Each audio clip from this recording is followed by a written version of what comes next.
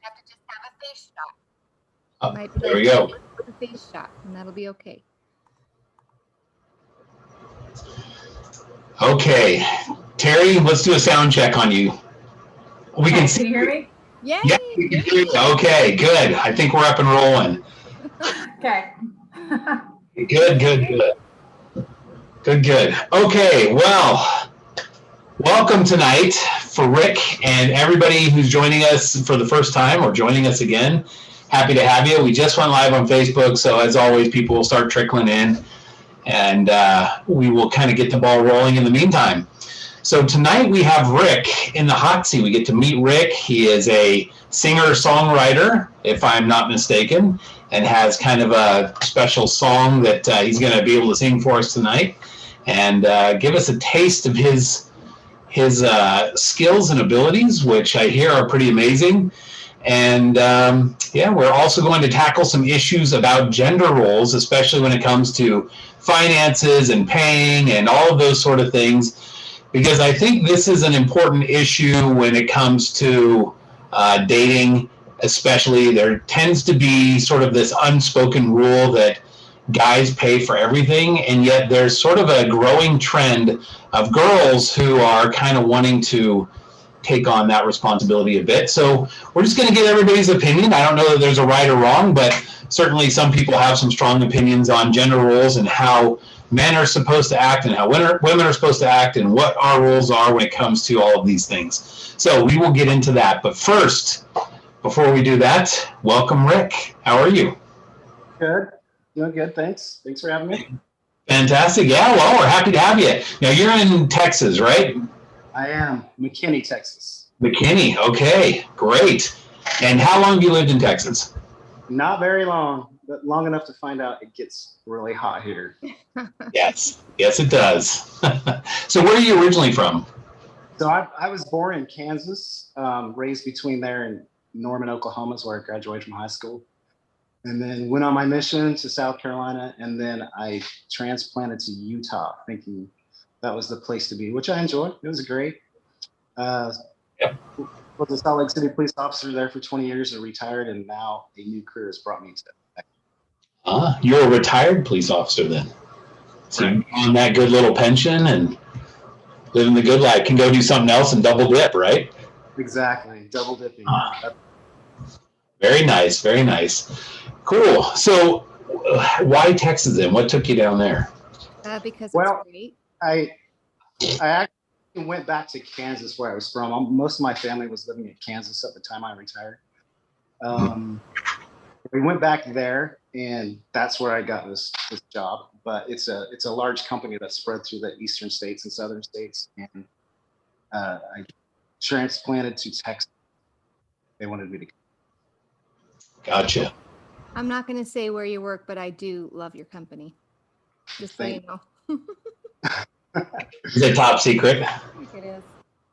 Okay. Secret. Okay. Wow. See, retired police officer with a top secret assignment. If I tell you, we'll have to kill you. Well, sometimes I feel like living dangerously, so that's awesome. Yeah. Okay. Now, if you're originally from Kansas, are you a Chiefs fan? No. Okay, we can talk then. No Chiefs fans allowed. I'm a Broncos fan, so I can't handle the Chiefs. Now, there is a running kind of debate, though, because Kansas seems to think that they have got the corner market on barbecuing, brisket, things of that nature.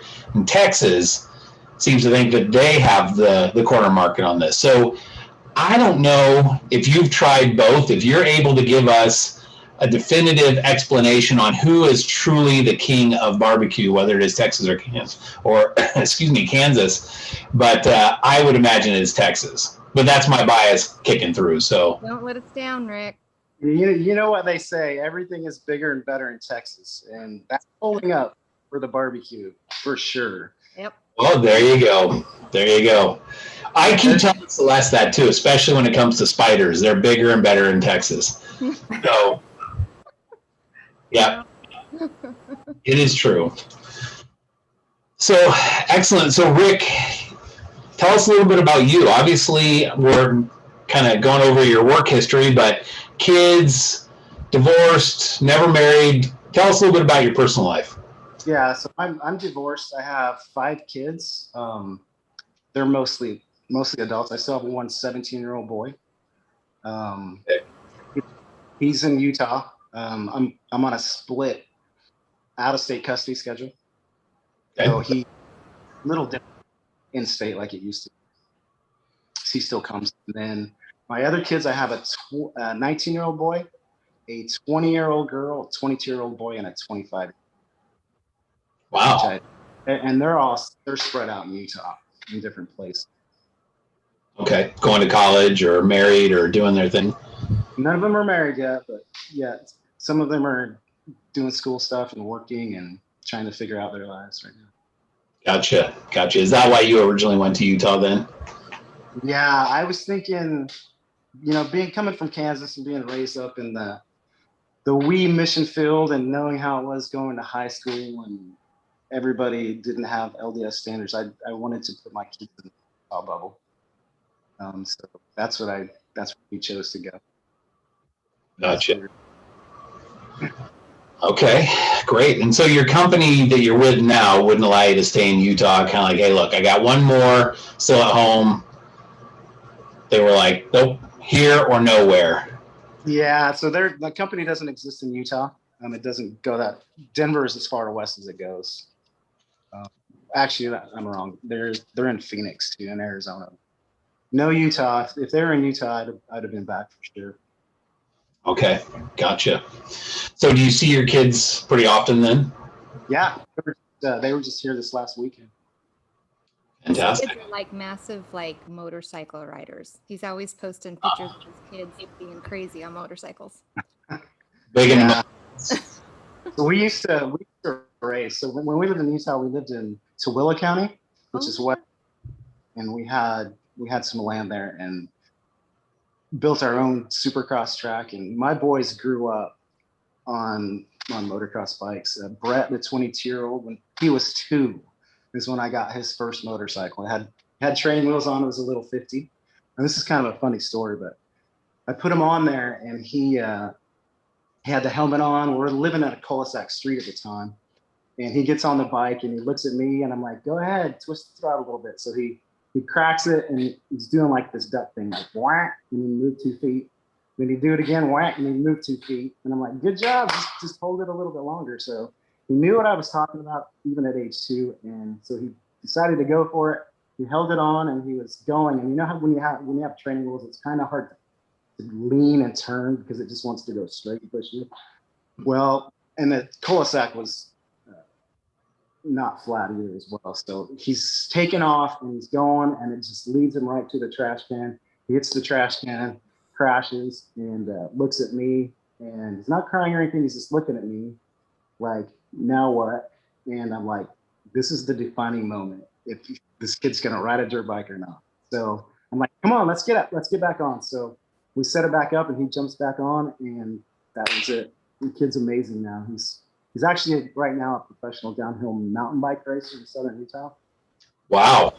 He's a really good motor. So does he do those crazy tracks where you see people on their GoPro and it's like right on the edge of a mountain, and you're like, dude, that gives me like heart problems just looking at that. Like makes me an anxiety attack. Yeah, sometimes it makes me think, oh gosh, why did I ever get these kids into these kind of sports? But there's this one run in southern Utah. I can't remember what it's called, but it's insane. Like I watched the video he put on Instagram, and I was thinking, it looks like it's only like 4 feet wide. So in the video, it might be wider in real life, and it's super steep, and the edges, if you fall, it's like several hundred feet. Oh my gosh. Pretty intense. I'll have to show you sometime, but I was like, I wanted to be positive. So on the Instagram video, I put, wow, that was really cool. Now don't ever do it again. Yeah. I bet you send up prayers all the time. Keep him safe from the edge. Yeah, it was scary, but he's really skilled. So yeah. Have you ever Sorry, go ahead. gone? Okay, sorry. Have you ever gone to Oceano, California to ride dirt bikes? What track is there?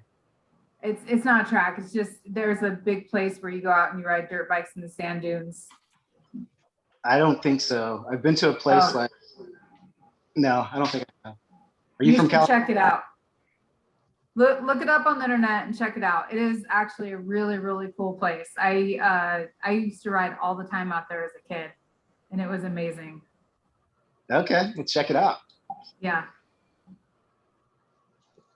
Cool. Someone in the chat is saying it's Pismo Beach. Is that correct? It is, yeah. It's just a short drive from Pismo Beach, but yeah, we used to go there. I spent a lot of summers there, and yeah, it was fun. Some good riding out there. No cliffs to fall off of, though? Oh no, there is. Oh, sand dunes. Great. So Rick, how long were you married? How long you been single? Tell us a little bit more about that. So I was married for 17 and a half years. Got married. Came home from my mission, went out to Utah, went through the police academy, and then ended up, Salt Lake City Police was going to hire me. Last minute, they had a hiring freeze. And at the same time, I got a invitation from the sheriff back home, local sheriff back home where I was from, to come work for him. So I actually went back to Kansas for a little while.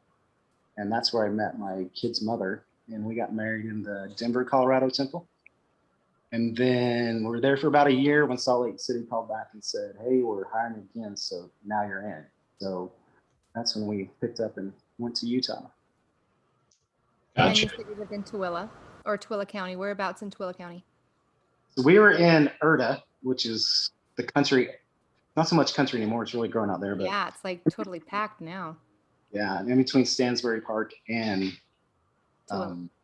well, yeah, it's actually where they were going to originally build the temple out there. It's just straight west of there, like 3.5 miles. Okay. Yeah. Back in the day when I lived there, there was just a movie theater out there, like the drive-in. That's pretty much, it was all in Erda. Yeah, A few that's scattered driving. houses kind of sort of throughout, but not a lot. So that's interesting. It's really grown. Yeah, so I hear. So I always thought Tooele was kind of like, when you look at it, it looks like it's spelled like Thule. I'm like, okay, is that what they mean by being out in the Thules? Like, you're way the crap out there. It pretty much is that, yes. Yeah. So, but, there's kind of that. Oh, I think we lost Terry again. It's an Indian name. That's why it's so pronounced so funny. It's Indian. So. Gotcha. Cool. Well, so you were married 17 years, and I'm sorry, how long ago did you get divorced? So we got divorced in December 2015. Okay. And then I actually got remarried again. Okay. That one didn't last very long. That was in a 9-month deal.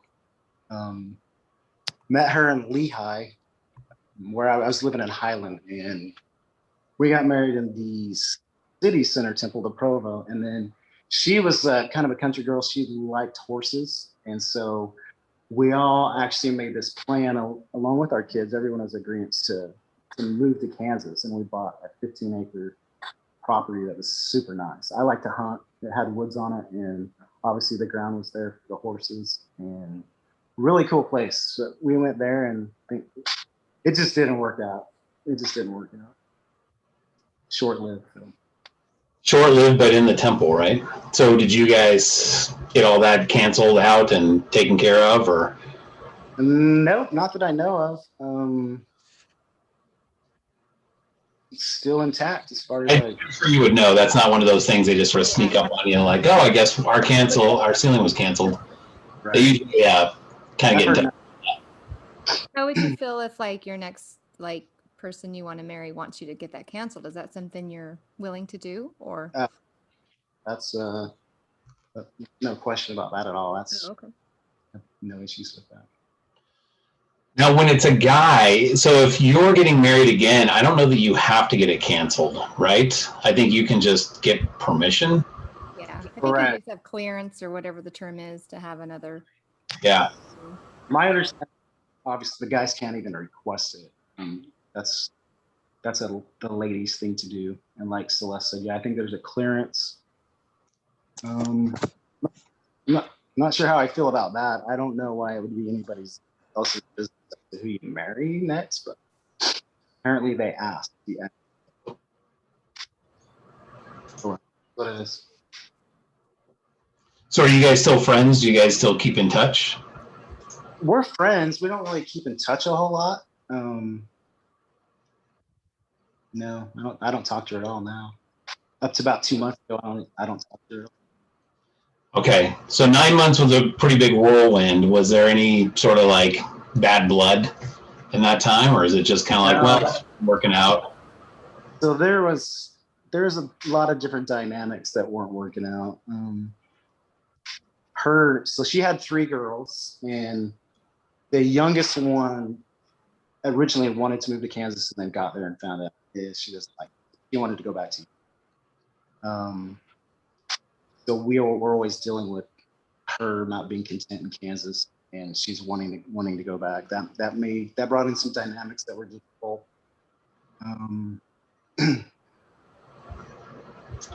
Just all in all, there were things that weren't lining up, it sounds like. Yeah, we really believed that that was the one. Like we were meant to be, but it didn't work out. How long did you guys end up dating before you got married? We dated for probably like 7 months, I believe. Okay. Well, so was it 7 months from like start to finish, like the time you met her? Or no, 7 months before we got married in the temple, and then we moved. So the 9 months she went back to Utah. 9-month married mark. Right. okay. Is that when you decided to move to Texas from? Well, so here's the thing, like,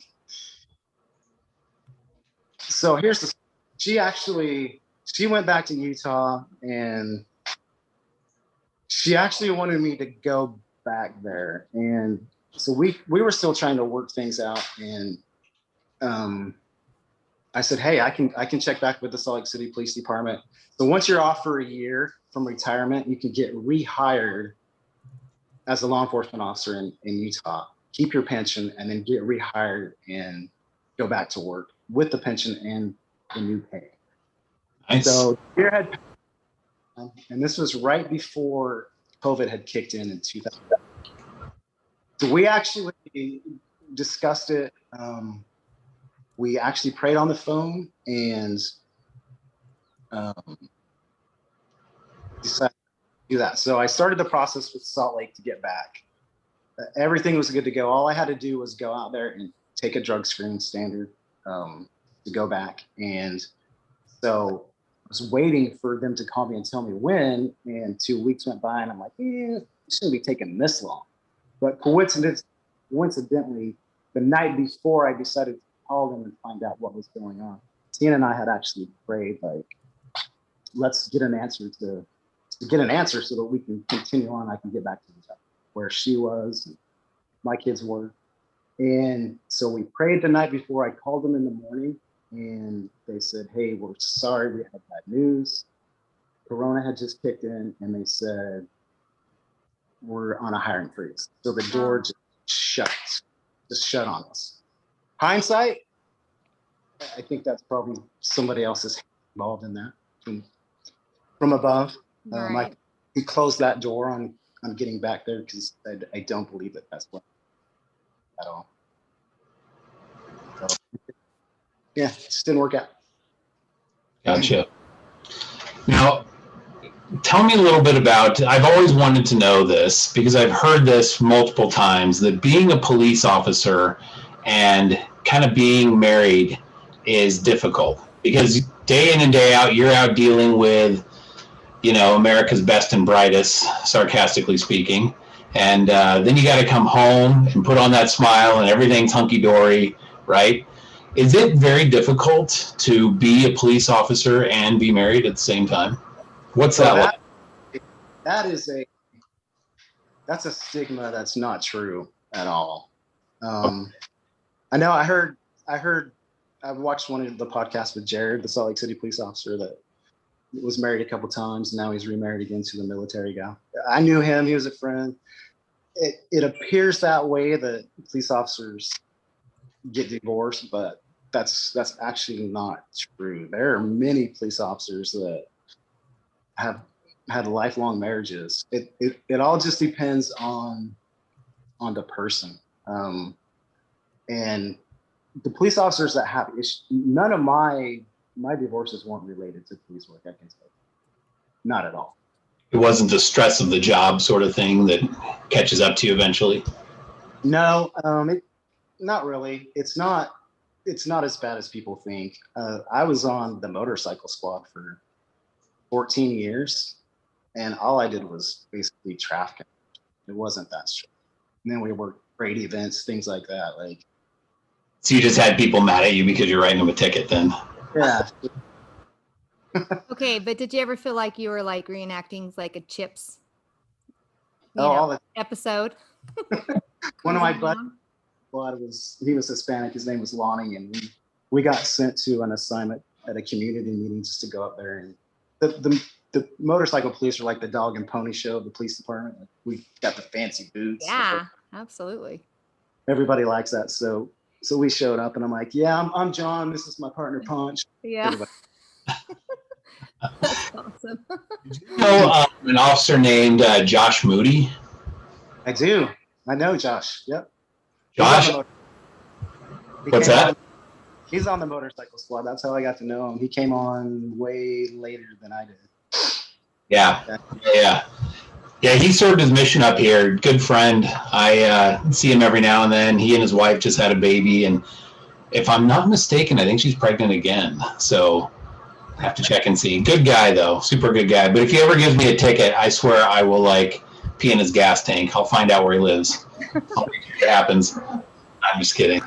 He's great. You're not. I could throw out a few names, but they're all Tooele policemen, so you probably don't know them.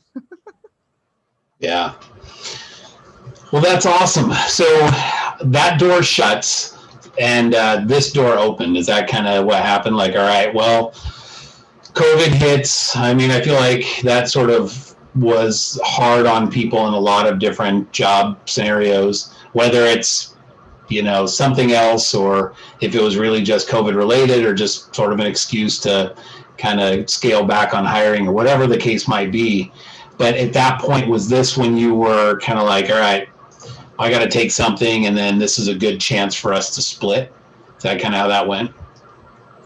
So basically, I just knew like the relationship that we had and the dynamics of how it didn't work. Her personality, mine, and I nothing had really changed.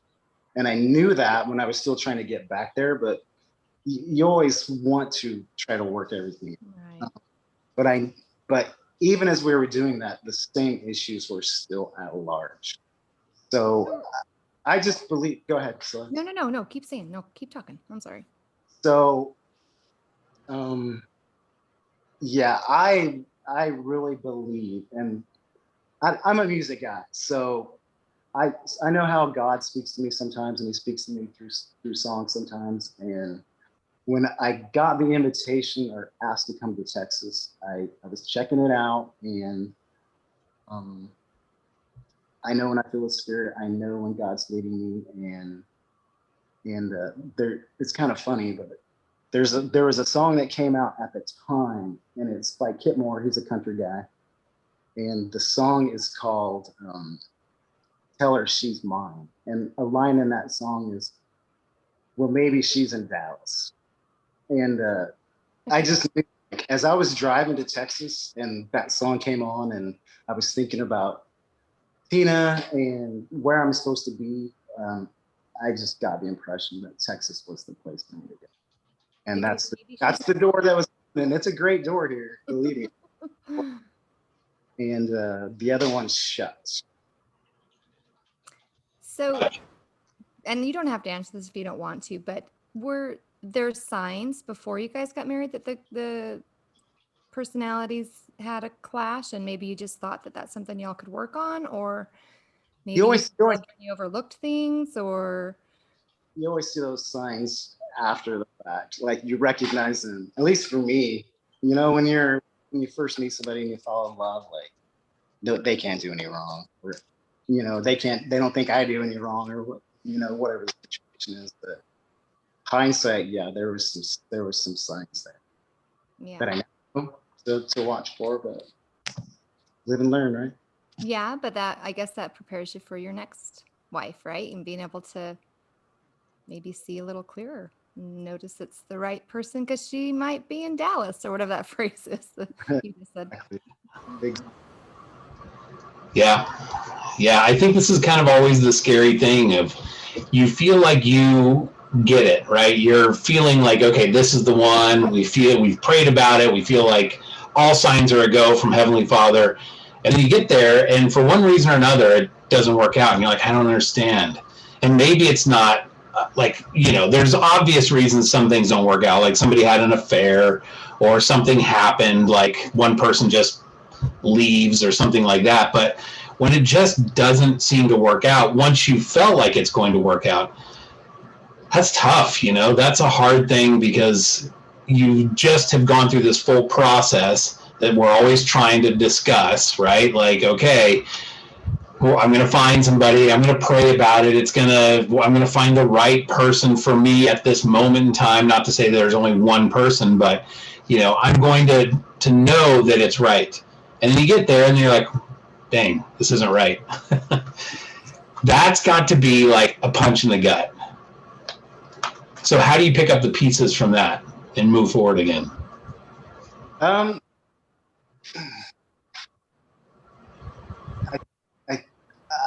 I just trust. Like I just trust God. I trust the Savior. And I don't know. Basically, right now, I'm not really worried about Finding the right life. I'm just living my life, and I've really learned to live for the day and for the moment, and to just be the best I can, best example, to be helpful to people, and to have fun. That's what I do on a day-to-day basis. When the right girl pops into that daily life of mine, then she will. But so that I'm just focusing on just living and trying to become more like this. That's why. Are you dating then at all? Are you out on the dating sites? Are you looking, or just kind of like, I'm taking a break for a while? Yeah, I make myself available, but I'm not like going Which is too hard, right? Yeah, I'm on Mutual. I've met a few girls on there. Talked to a lot of them. Dated some here in Texas. Met some great girls. Just weren't for me. Super great girls, but it just wasn't for me. Had fun with them. I'm speaking to several girls right now. We're just friends, and okay. So right now they're still in the friend zone, but you may pull them out of that zone eventually if everything kind of keeps moving down that path. Is that what you're saying? Well, yeah, things have to be narrowed down to. You got so many, you're juggling them, huh? Right. Not many. You got like dating pools, right? So you got like the general pool, you're still in there, and then like we might move you to like round 2 pools sort of thing, and then like kind of narrow it down as the pools go on. Is that kind of? Yeah, well, I know some great LDS girls that are super strong. They impress me with the testimonies, with the way that they raise their children, and how they've stood like strong in the church, coming from the backgrounds that they've come from. So I know some girls. I've learned my last one, so I'm just playing things out, taking things slow, really slow, and getting to know people well before I decide to get serious with somebody. Good. So now that you're kind of drawing a pension and working another job, does this give you a chance to pursue your other, I don't know, what at this point, what you would call it? Is it a hobby? Is it like a budding career? Or Where are we at with your singing? With the music thing, so my goal with the music thing is this: it's not to become some established superstar on the radio, nothing like that. I just want to be able to. I've always played instruments my whole life, but I've learned that I have some talent in writing songs and the artistry part of that. And so the goal is to take that into, hopefully get a song cut by an established artist that is on the radio. That's my goal with the whole music thing. I like to play live. It's fun. And I probably will in Texas. Over in Fort Worth, there's a place called, what's it called, Celeste, over there? The Stockyard? Billy Bob's. Yeah, Billy Bob's, the Stockyard. There's a bunch of places. So I think it would be fun, but the goal is not to be some super. Okay, but are you not recording a song here soon with somebody, or is that not something you're sharing? So I'm not supposed to say that. Should I like take that back? Yeah, it's all right. It's nothing major. I have written a song that a small, let's say a small record company. We're not talking the superstars of record companies, but they actually want to they did. They're like in the process, probably as we speak, to finish it. I have a sample of it, but so they wanted to produce it. I've historically written the songs. I've composed all the parts because I play the guitar, the drums, the piano, the bass guitar, and then I have a home recording studio. So I've always had very little time because of work and family to actually get a band together, to work with other people, to compose a song in collaboration with people. So I've just always done it on my own. And I've always wanted to, because obviously two minds are better than one. And there's some super talented musicians out there. And so I got this opportunity I wrote this song and just dished it off to them, and they're producing it in the studio. I've heard it sounds pretty good, what they're coming up with. Cool. So eventually I'll put that song out there for people to listen to, but I don't have some record deal, and I'm not going to be on the radio. I know, but congratulations. That's a good step. Be proud. Well, thank you. It's fun. I mean, definitely brings some connections hard to get into. Now, is this something you've had a talent for your whole life, like singing, song playing, all that kind of stuff, songwriting? Singing, no. The creative part, yeah, I'm sure that's always been there. If you heard the first song that I recorded singing that I wrote, you would like turn it off quick. But as I was trying, like I say, the goal was to create a song to get cut, so I wanted to sound good.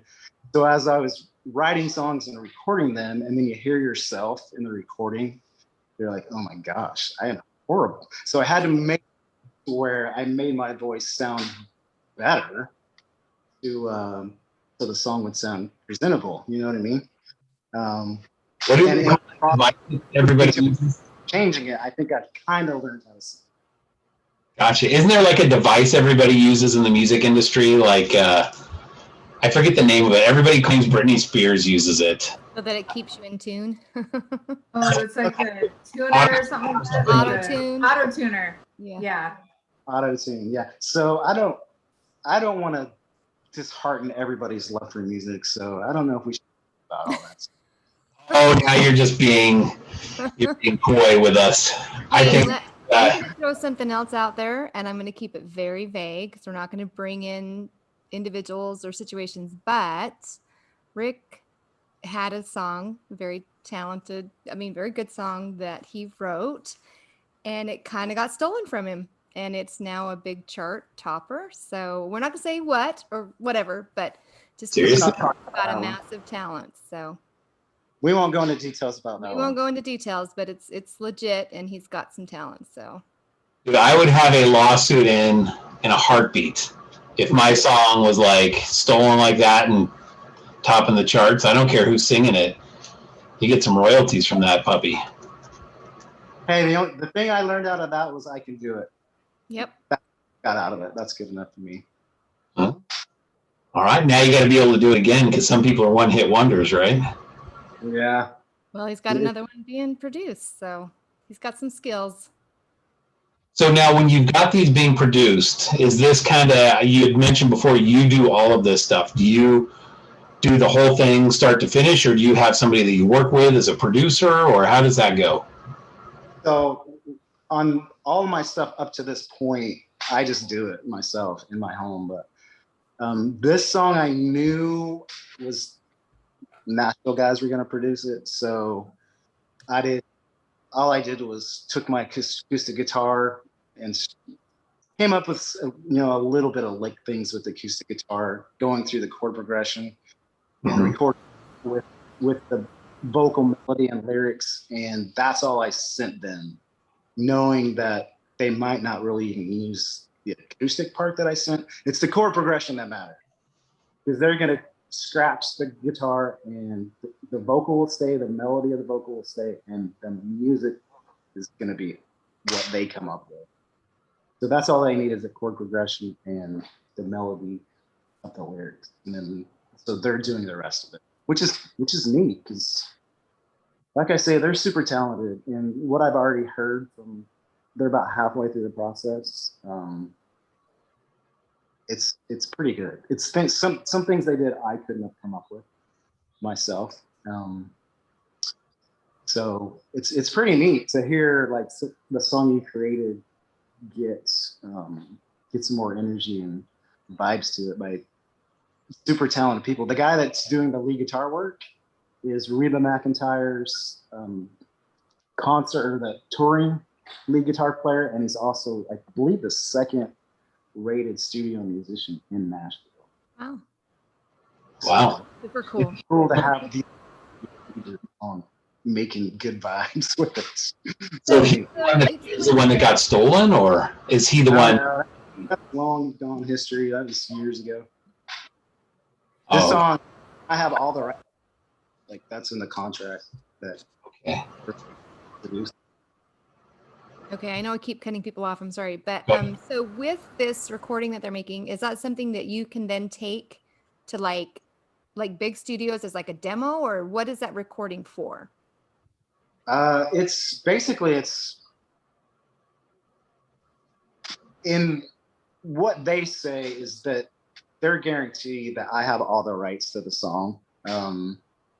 If they should happen to develop some leads for the song to get it to go somewhere, there's an option in there that they say, if you agree with our help, then we could change this contract a little bit and they could make some money off of it as well. But as it stands at this moment, it's my song. Right. Do and with can what you take that to other people to say, hey, this is my song? Like, can you use it for your career, like to move forward with different companies, or? I can use it for myself. Yeah. Like if I go play at Billy Bob's, I'll be playing this song. Hey, let me know when you go to Billy Bob's. Or play I'll be there. Isn't that a funny name, Billy Bob's? I know, but hey, I hear it's all there. I've never been. We always go to that. No, we always go to that Red Boot one down in Dallas. So you got to go to Billy Bob's. I've never been. I get Brantley Gilbert's playing Friday. I'm going to that. You're going to that? Well, you need to get, okay. So, Rick and I are in a volleyball group together. So like sometimes they do things besides volleyball. So I was just going to say, you get the volleyball group to go to Billy Bob's and I'm there. All right. I hear it's great. That'd be great. So is this something like you can actually make a decent career out of, where you write songs and then have like big name artists pick them up and like, hey, I'll pay you for that or something? Kind of like writing a book and a movie studio picks up the rights to it or something? Well, this is how it works. So I had a friend that actually, he was a police officer too, but before that in Salt Lake, everybody might have actually heard of this guy, Eric Mutzos. Pretty popular name for in the church for standing up for the Constitution. Like pretty political guy. Anyways, before he was a Salt Lake City police officer, he actually did a recording contract with Nervander Holyfield Records in Tennessee, but it just didn't take off. It didn't work out. But he told me this. So here's the thing about the music business. He said he met with one of the top CEOs for a record company, went to the top of the building in Nashville, and was told you have a better chance of being an NFL football player, quarterback, than you do to ever make it as a recording artist. And if you think about it, how many, let's just take country music. There's what, 20, maybe 30 guys now on the radio. That might actually be too many that are actually playing at this point. But when you take NFL quarterbacks, there's more than that. So to actually make it, or to even get a song to make it, the stars have to align. It's not an easy thing. And you can't just go to Nashville and knock on a top recording company's door and say, hey, listen to my song. It doesn't work that way. They don't let you. So it's virtually impossible to get a song in there. You just have to know the right person at the right time in the right place, and stars off. So I don't foresee anything coming of this song that I'm doing at all. So it's more like just a hobby project for you at this time. Yeah, it is really at this time. I still think if it's meant to be and I can get a song cut, then something will work out someday. I keep plugging away. But yeah, basically I just do it. If the stars, if they align for you, great. If not, then you're still having fun. Exactly. Cool. Well, do you have a song that you wanted to play for us tonight? Well, I was gonna actually demo that one. The demo I have is rough mix, not even like mixed correctly, but I'm thinking I don't think that I'm gonna be able to actually play it because I don't think it'll be heard through this how we have this set up. Grab it a little bit and strum a few. Let's see how it sounds. Yeah, just Well, do I a was few gonna lines sing of one of your too. I was songs. sing to the Nashville production. But I don't think it. I don't know. Can we sample it real quick and see if you can even make it out? I think it's gonna be. Give it a shot. Yeah, let's go. Yeah, give it a shot. See what we got. If not, what I can do instead of playing the production part, I'll just grab the acoustic and I'll show you what I sent to them with just the acoustic. You'll be able to hear that. Yeah, that would be. Tell me if you can even make it out. You just.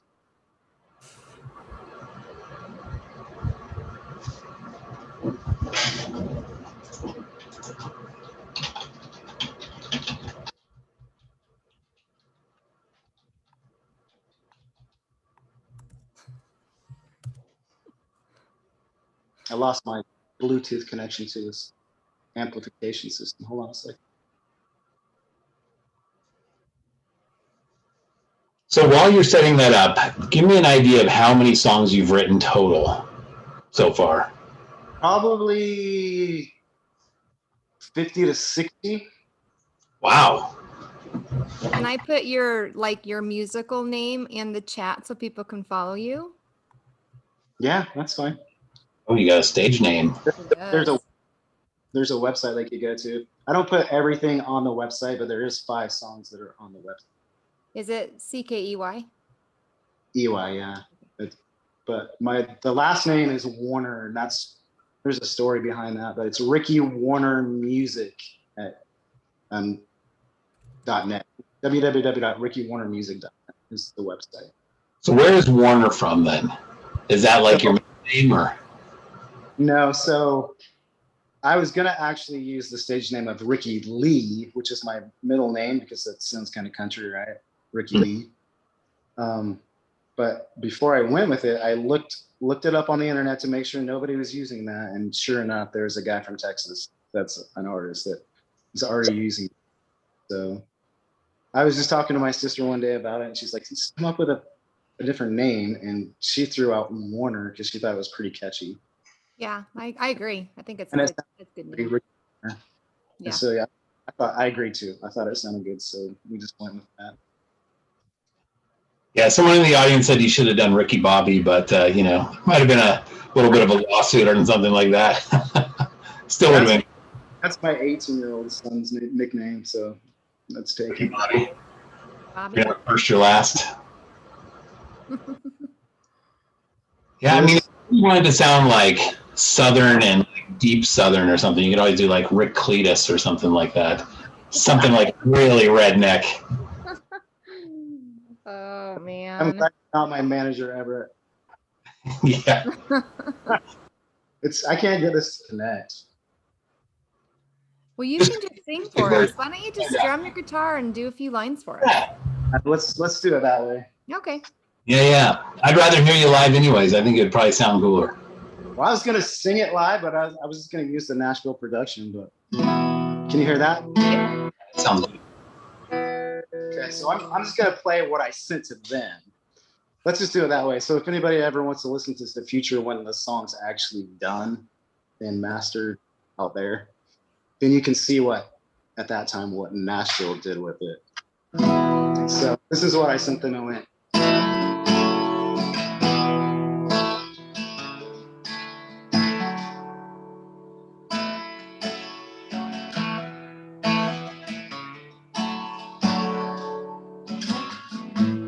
White sand beach, long wooden pier, moonlight shining on her head.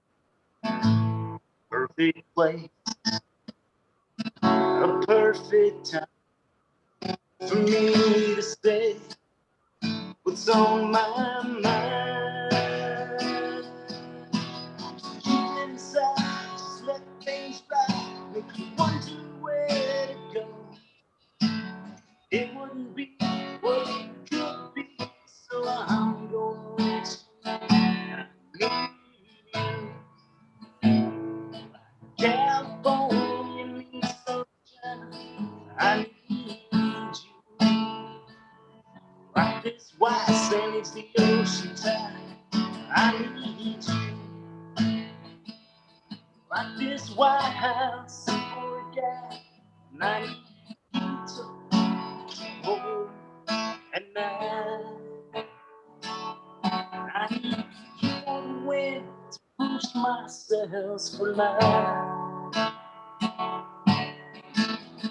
Girl, look at this ocean view. I brought you here cause I didn't know what to do or say. So just pretend that I'm that way. You can ride the waves. Oops, I forgot the words. You can ride the waves. Enjoy the days. I'm really forgetting. You can ride the waves. Enjoy the days. Girl, just let it flow. Or you can, come on. Or you can make me crash, make me sing. Baby, just let me know.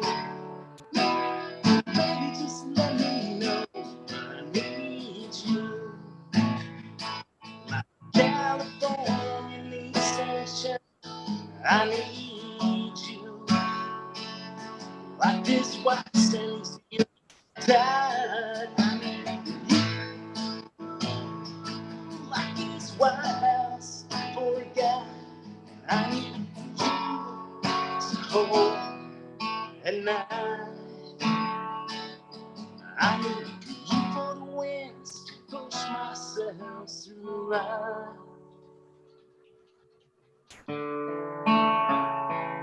I need you.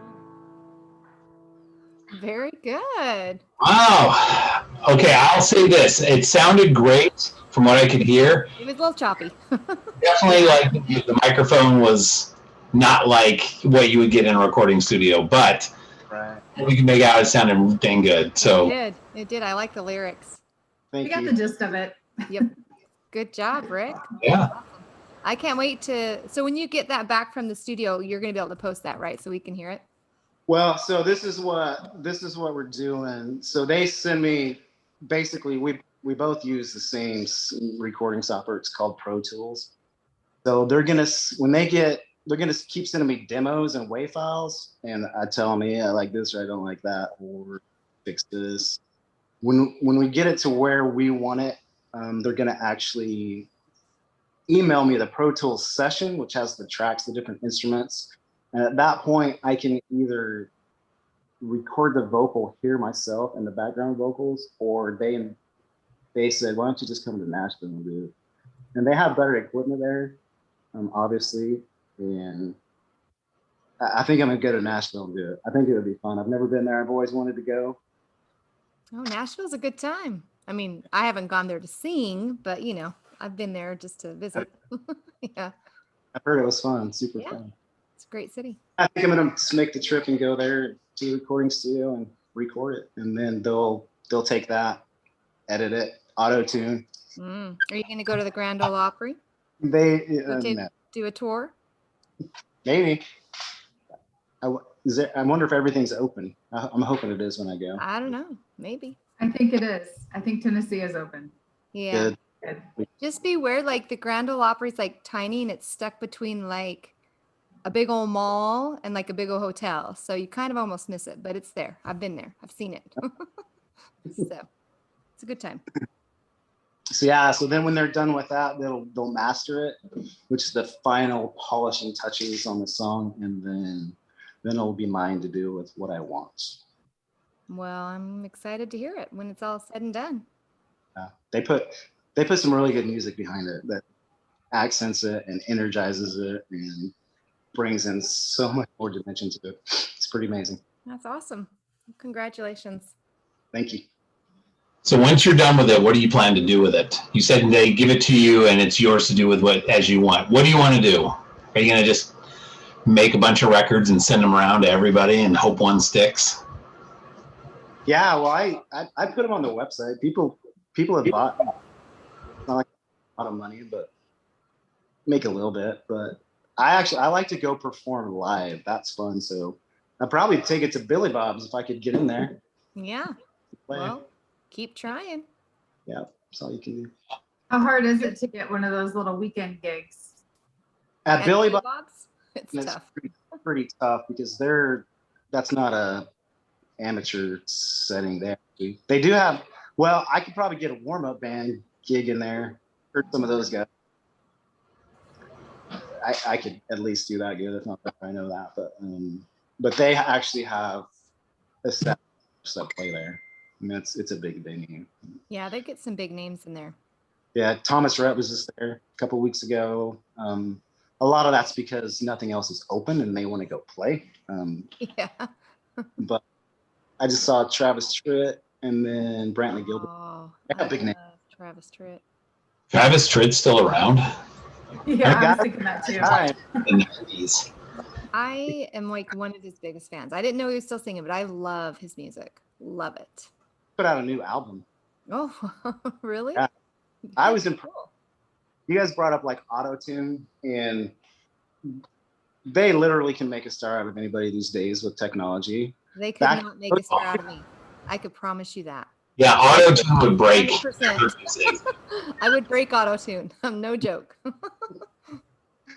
But Travis Tritt was the early 90s Love when it. they recorded analog. There was no auto tune for that. So those people, those guys in that generation had to know how to sing. They knew. Still sounds the same, Yeah. even though 60. It was great. It was awesome. That's the thing about those singers. Like you can go to concerts and they sound exactly the same. Whereas like it seems like nowadays you go and you're like, that's not how you sound on the on the Yeah. radio that I hear, you know. So yeah. Anyway. Yeah. Well, fantastic, man. I am super impressed. That is not something I have a talent in. I am musically not inclined. So anybody that can Not either. Name. Yeah, I just think it's fantastic, and I applaud you being able to get up there in front of everybody and sing.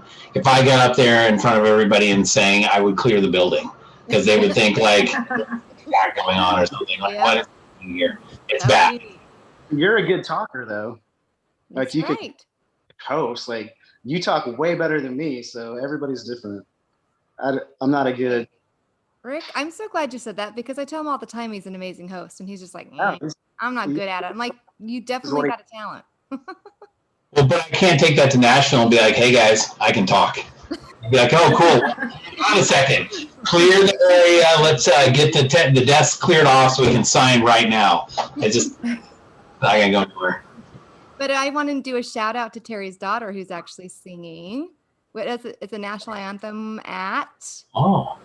For the baseball team. Yes. See? Yeah. Awesome. Next Wednesday. We're excited for her. Yay. Yeah. Awesome. Does she go to Hanford? No, she goes to Richland. Oh, well, you know. That's probably why she can sing Everett. Yeah, well, yeah. So, Rick, as far as tonight's topic, I want to kind of transition into that a little bit and talk about gender roles in dating. And especially when it comes to, I think we're going to kind of start the conversation going on paying for dates and who kind of takes the responsibility on that. And I think most people sort of take the chivalrous route, and guys kind of pick up the tab and girls are there for the date. But I've noticed that there is a more growing trend of girls who feel like they should be chipping in, or maybe it's guys who sort of are like, okay, the up and coming generation feels like we should split the bill. How do you feel about that? So I told Celeste that this topic might get me in trouble. I like topics where people have strong opinions. That's right. And the thing is all of us, even if all four of us have a different opinion, that's okay. We can share and share opinions and be okay with it. It's okay. Right. You're among friends, so just tell us what you think. Just look out there. So this is my take on it. Number one, I'm old school, and I'm from the Midwest, kind of the South, and now I'm from Texas. And so not only just in dating life, but I always reflect back to gospel principles is what I do. To me, there's really, the answers have already been given pretty much, by leaders. So it might sound weird, but even when I date people, I still reflect back to the proclamation to the family. And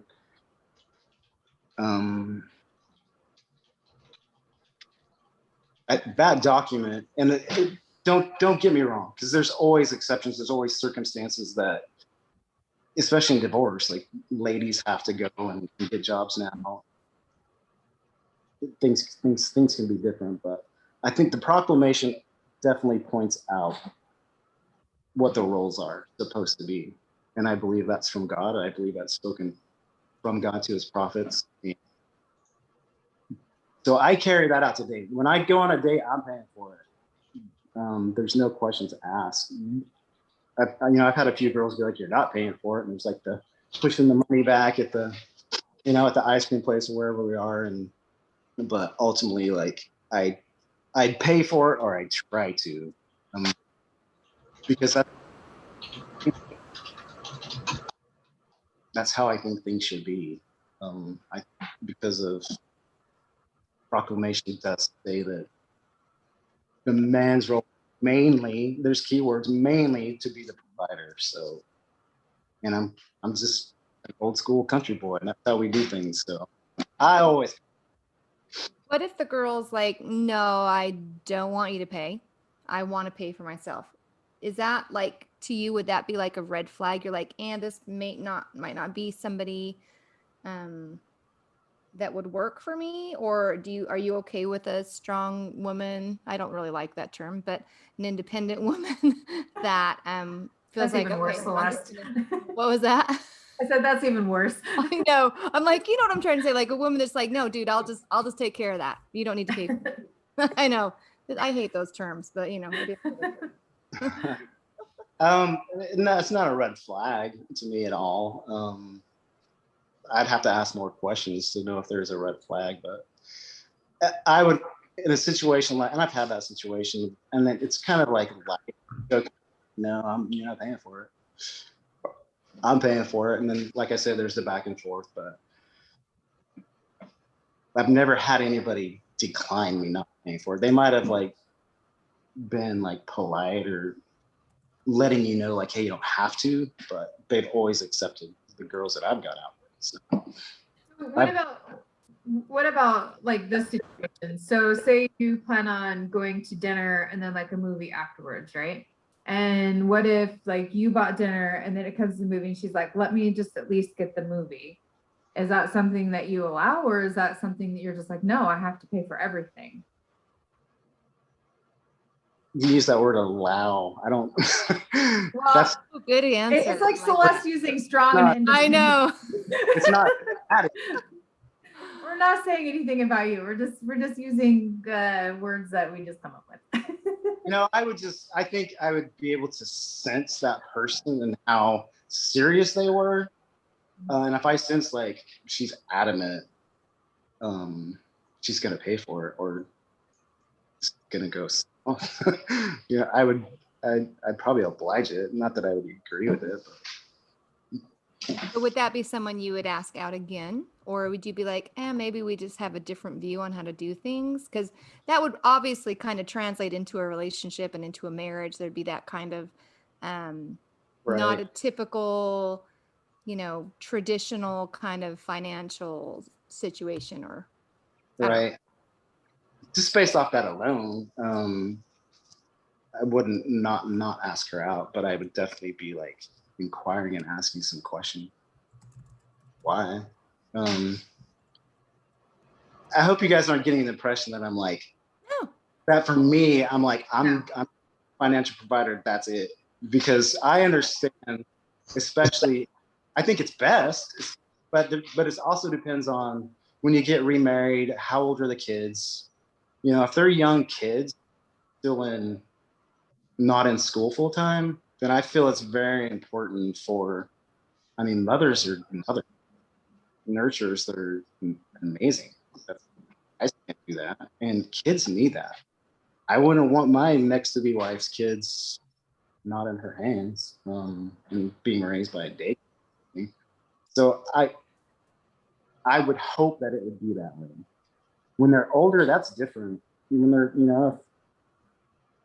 I think your kids are in school full time, aren't they, Celeste? If you wanted to go get a job, Absolutely. If I wanted to get a job, I definitely could. Mm-hmm. you wanted something to do besides just stay home like that. I have no issues with Besides that. just sitting home, because that is exactly what I do, Rick. I'm so glad you pointed that out.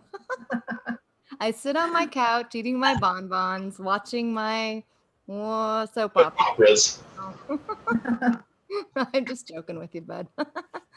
I just want to say too, Rick, like I appreciate the perspective. So don't feel like you have to hold back and Oh yeah, just be you. really give us what you think. On you or anything. This is just. Well, I think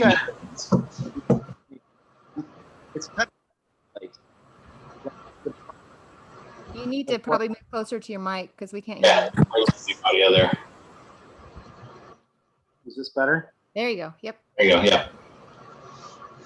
Yeah, I don't think I'm not being me. I'm just trying to be like. Politically correct?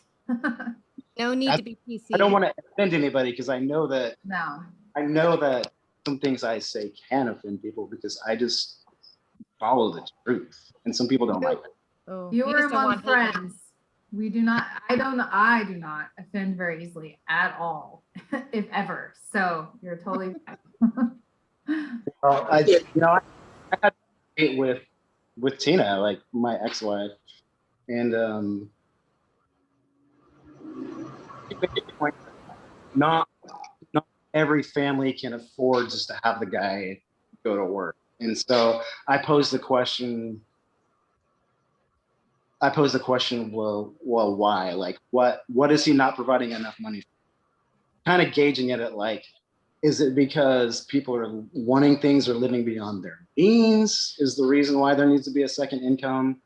Or, just did the men's income wasn't sufficient enough just to cover the basics? I believe that the proclamation speaks what the rules are, but it does leave some exceptions for exceptions. But I'm a firm believer that the Lord always provides a way for you to accomplish what he asks us to do. So Now I do hear, and this is 110% rumor, so don't be taking it for like as is going to happen. But I don't know if I heard this on the podcast or where, but I heard that they might be kind of rewording some of the proclamation so that it reads a little differently than it does now. I don't know what exactly it is, but I have a feeling it's something to do with the gender roles, but I don't know. Anyway, just throwing that out there. Again, who knows? That could be totally 100% lie, but that's just what I heard.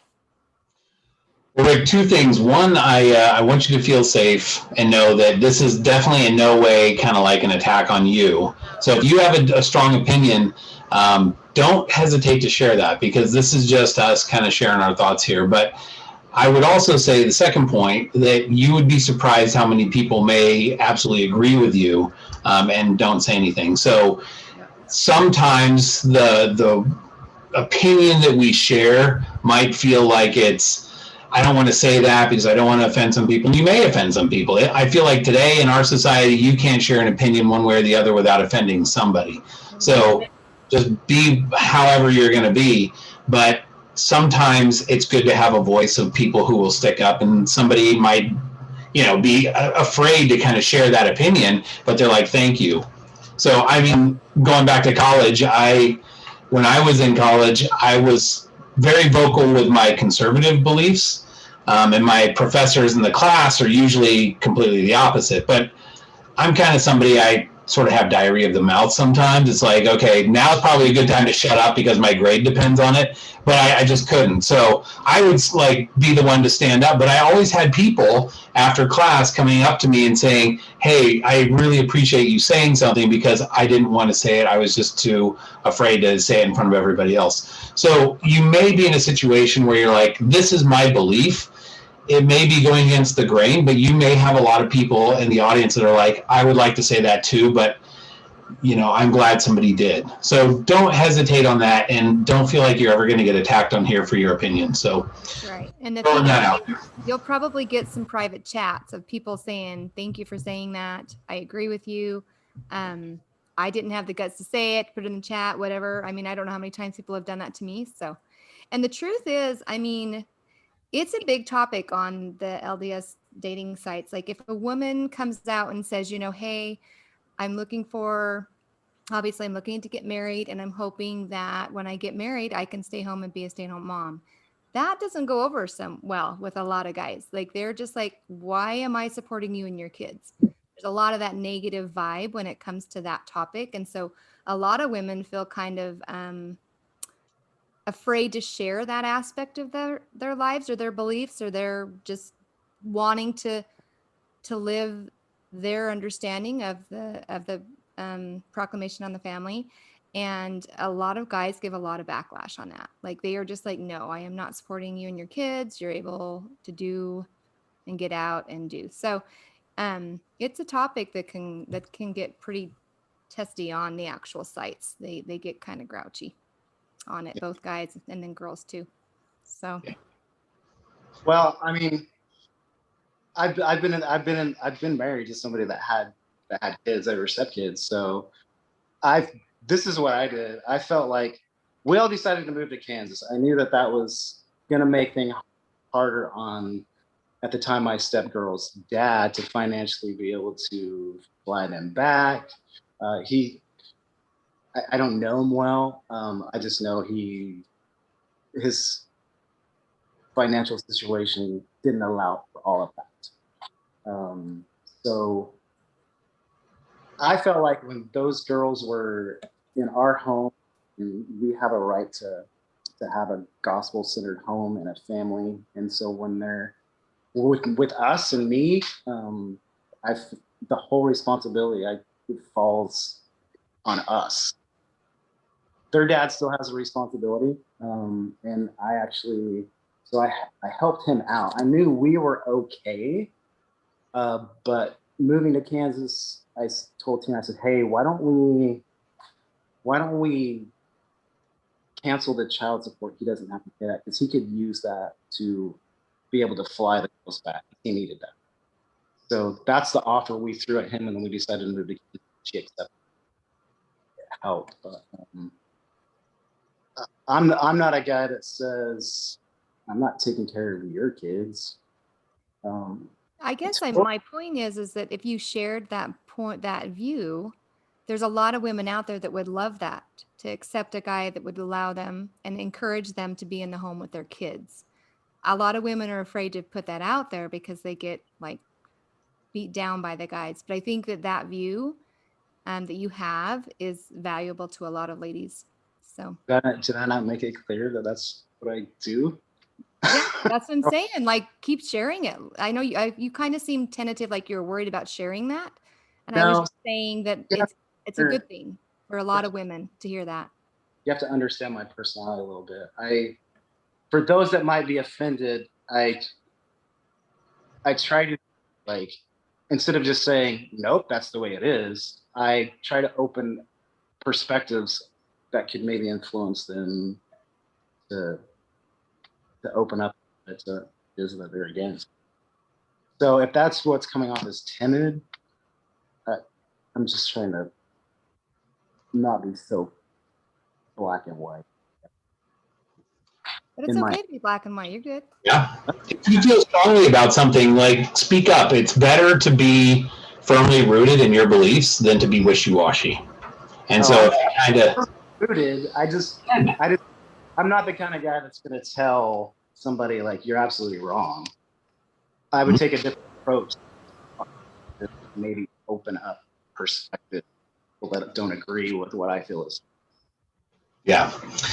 Well, I'll say this. This is kind of, an interesting topic, because I feel like in our society today, obviously it's becoming more and more popular for women to work and things like that. But I would say also it's almost becoming more and more of a necessity in some spots when it comes to making ends meet and being able to provide. So, for example, where I live, housing prices are just absolutely insane right now. Everything's like going through the roof. And I look at the housing market and I'm like, okay, somebody can come along with what used to be a good salary. Like, let's say they make $100,000 a year.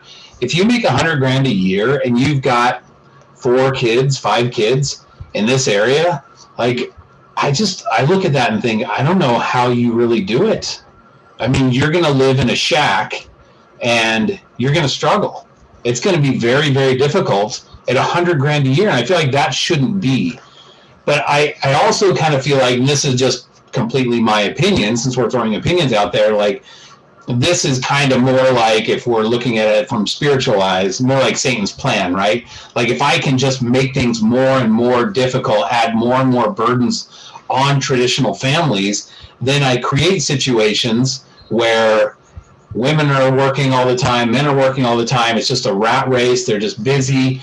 And that puts a huge strain on a lot of marriages. And marriages, some will make it, some won't in that kind of environment. Do you know what I mean? So what do you do when you've got a strong traditional value that you're like, I believe women should be kind of like, given the option, but men should definitely be the provider. And it's almost like, dude, you almost don't have an option. Like, you kind of need to have that 2 income in some places just to make it. Yeah, well, that kind of goes back to, it depends. If that's the situation, it depends on the age of the children. In my opinion, if I can't hear anybody, can you guys still hear me? Yeah, we can hear you. A lot of that's awesome. Yeah. So much better. It depends on the age of the kids. If they're young and not in school, who cares if you're living in a shack? I don't care. They don't care. The little kids definitely don't care. That would probably be a pride thing, I would think, on behalf of the parents, of what they can and cannot live in, but really not that important in my opinion. But then when the kids got older and there needed to be some more financial help, and the lady's free to get a job while the kids are in school, like I don't think there's an issue with that at all. The key is that the proclamation says the mother to be the nurturers, and they can't do that if they're not with the kid. That's the point. It's not so much women shouldn't work at all, or they can't, or they can. The point is that the first priority is to be a mother. So when the kids go to school, to get a job, you guys can have more money, upgrade your house, or whatever you need to do. But I'm just throwing out, don't lose perspective of the important things. It's not the house, it's the kids and it's the family. Yeah, I don't know that it's always a situation where it's just a matter of pride, where like, okay, you guys should be living in a small house and like sleeping kids to a room sort of thing. Sometimes it's just a matter of like, gosh, I've seen houses here that are like, I mean, usually you look at it, it's sort of a square foot, like $100 a square foot. I remember was kind of high level. I'm originally from Texas. I have tons of family still down in Texas. And I remember my cousin, who makes just a tremendous amount of money, complaining at one point because he paid $75 a square foot for his brand new home that was just gorgeous, right? And he had all the upgrades. That's why I bumped it up to $75 a square foot. We're looking at houses here now that are closer to like $300 and $400 a square foot. $300 a square foot is normal. Like that's a starting point. $400 a square foot is where you might land. And for something like that, that's crazy. For 1,000 square foot home, you're talking $400,000. That's crazy. So, especially if you live in Texas and we got really good house prices. yeah, I mean, Steve's saying $1,200 a square foot in California. That's insane, So, I don't know that it's always a matter of pride. Sometimes it's just a matter of survival, which somebody making $100,000 a year needing church assistance, going to the bishop's storehouse for food, that shouldn't be. But I kind of feel like that's like the kind of the situation that's going on with inflation and sort of where things are moving with our economy, that it's just difficult, So how do you handle that with somebody that's really trying hard to make it work, and they're like, I'm trying, I'd love for my wife to stay home and raise the kids, but wow, I don't know how. The thing is like, there's the standard, right? And there's a standard that we should shoot for, whatever. But everybody has a different situation. I was raised by a single mom who worked sometimes 3 jobs to just keep things moving forward. And I have no doubt the Lord had 0 negative thoughts about what she was doing. In fact, I'm sure he was extremely proud of her for, getting, not leaning on the government for assistance and doing what she could and getting her education and doing the things she needed to do to help her children. So, and I think, as been stated in the chat, like we're all single. So a major majority of us probably have a job and are working. And so, and there's a lot of single moms and a lot of single dads working to make things come together for their children. So I don't think that it's judgmental. I don't think any of us are trying to be judgmental, but there is that standard. And as you're trying to build a new family, do you adhere to that standard, or do you, we're probably all just going to have to kind of create our own new norm. And how do you do that if you have opposing views on gender roles? It can be tough. So I think that that's something as you come together that, you got to really talk about and work on. But at the same time, we need to be respectful for those who choose something different than we may choose. So. And I agree with Celeste as well. For me, it just came down to a couple decisions. I wanted to work outside the home. I gave myself a year after my kids were born, and that's it. I'm just not a good stay-at-home mom. And I recognize that in myself. I have to work outside of the home. And for me, it was a great thing. It gave me, a chance to help and to be able to get a little bit of social, whatever I needed at the time. It wasn't that I was abandoning my children or, being a bad mom. It's just, that's just what we chose as a couple, was that I worked outside of the home. And I still, I mean, I'm a workhorse now. I mean, these guys know. I roll right in from work sometimes and I'm like, okay, here I am. Or I get called out and I'm on the podcast. So I think it's just a very personal decision. But when it comes down to people judging others by saying, oh, there's a bigger issue, there's a reason why you're abandoning your family and you're leaving. No, there's not. You know, it's just, it's what's going to work for that individual. That's just my take. Yeah, I agree. So Rick, I'm taking it at this point, you've got kind of a second, well, I wouldn't say a second income. You've got your pension plus your current job.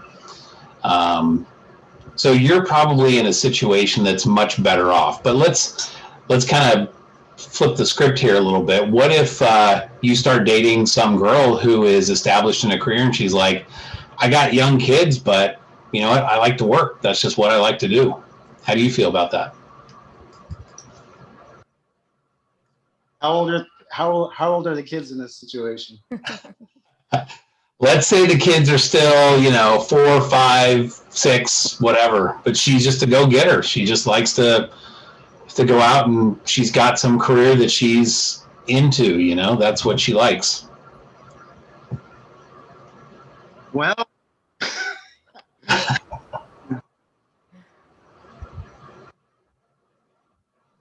I don't know. I think I don't think I would probably get into that relationship, That's a bridge too far for you. I don't want to make any judgment in saying that that's wrong, but I don't know. I just really, really appreciate and respect motherhood, and that's valuable to me. And that is valuable. And there, like I said, there's a lot of ladies that would value your valuing them. Yeah, absolutely. Like I haven't been in the workforce for over 20 years because I value being a mother, and I always have. It's been people would ask me in high school, what do you want to be? And mine was always, I want to be a mom. That was just who I was and who I still am. And it's like the best job in the world. But now I'm sitting here. Sadly, I don't have an education fully. I haven't worked in the workforce for over 20 years. And, I have a handful of years before alimony's done. And I've got to figure out what I'm doing, right? I've got to now transition. And it's tough. At least I don't have little kids to have to deal with. But, reality and life changes and just kind of have to roll with it. But I do, again, Rick, think that there's a lot of ladies that would value your opinion on that because a lot of guys don't have that view. So, well, it's all about a timeline too. Let's switch that scenario, Everett, and let's turn these kids to one's on their mission, the other two are in college, and there's a 17-year-old that's graduated from high school, and then he's going on a mission, and now you got this business lady that wants to go out and make a living after the kids are gone, and that can be valuable. People still have to retire. It's just all about the time. For me, the right time for the right reason. Okay. So what if, and please don't misunderstand. I'm not trying to argue with you here. I'm just throwing out scenarios for the sake of conversation. So I totally value your opinion on this. Let's say you start dating a girl who out of necessity has had to go start working.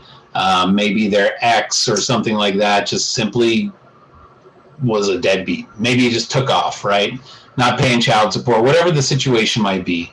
Or maybe he just wasn't bringing home enough and child support really wasn't cutting things enough. What do you do in a situation where she has now gone out and kind of established herself and working down a path where she's got a career and she's like, I'm bringing home the bacon and I enjoy what I do. Yes, I've got young kids, but I started on this out of necessity. Now I love it. Is that a relationship you could get into? I can't really question because there's so many other dynamics to a relationship too. Yeah, I don't know. Like I know what I believe, but I don't know what the future holds or who's who's gonna come to me and I'll end up getting in a relationship with and what their situations are, but I don't know. I can't answer that.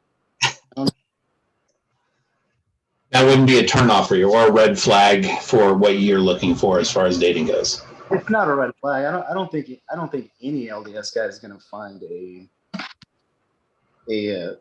single LDS girl that doesn't have a word. I Celeste is the first girl I ever knew of. Um, so that's an obvious. It's a matter of for me of would she have to continue to work if the kids were young? That's the whole key. Like how the age of the kids. I wouldn't not get into a relationship just because somebody had a job and a career. Even if they had young kids. As long as I felt like the kids were still getting what they needed. True. Well, I mean, I think everyone would probably agree with you that if you're in a situation where you're starting to date somebody, whether it's a guy or a girl, and they just completely neglect their kids because they're all about themselves and a career or whatever, that's never appropriate. Yeah. I think that'd be a red flag for just about anybody, right? But if they're balancing the career, which they have to do because either they want to or they had to survive now that they're single, that's not a red flag. It's just their perspective and the reason why they're doing things. Sure. Okay, so I want to share something here, and I don't know how many of the people in the audience have seen this, or I don't know if you saw this, Rick, but Celeste posted a poll, and I want to share the screen here for just a second, and we can kind of discuss this a bit. Whoops. Hang on here. All right, can you see that? Oh, there we go.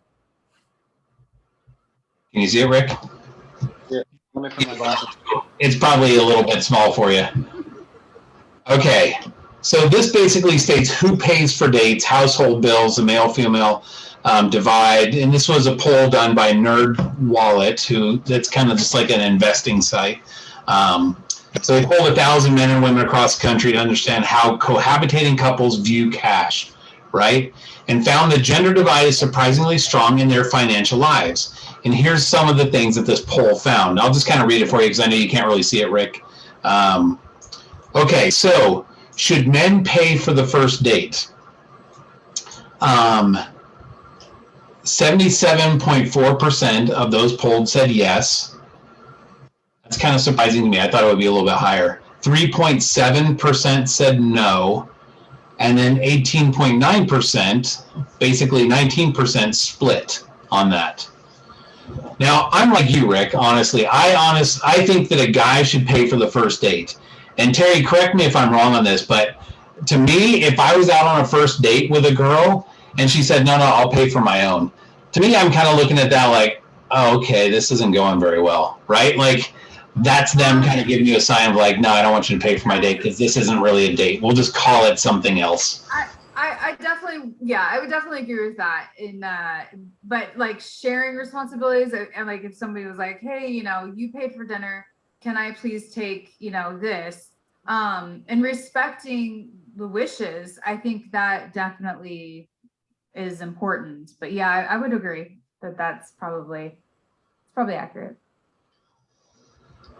So Rick, are you surprised a little bit? A little more than 3/4 said that the guy should pay.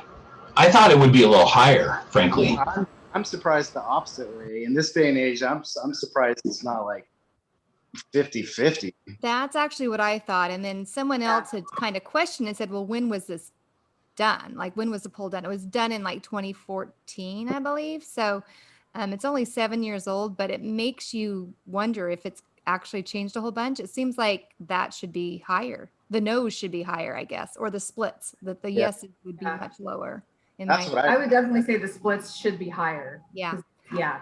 I think that it's just changed drastically within the last handful of years. I just think that there's just a movement for women not only to want to pay, but are almost kind of expected to pay sometimes. Like my daughter in her dating realm, like a lot of the guys expect her to pay for dates and things like that. And I'm over here being traditional, and I'm like, no, they need to be paying for you. And she's like, that's just not how we do things. Though she wishes that was the case. So she gets excited if she's dating someone who is more traditional. But a lot of the guys she dates, they just aren't. So it's just a change. And for those that don't know, Celeste's daughter is at BYU right now. Yes, She's sir. 20. So the early generation, well, maybe not the early generation, but what is that, Gen X now or Gen Z or? Yeah, she's a Gen Z. Gen Z, okay. Yeah. So that's kind of crazy to me that there's an expectation. Like I would never go into a first date or even a second or third date expecting to pay.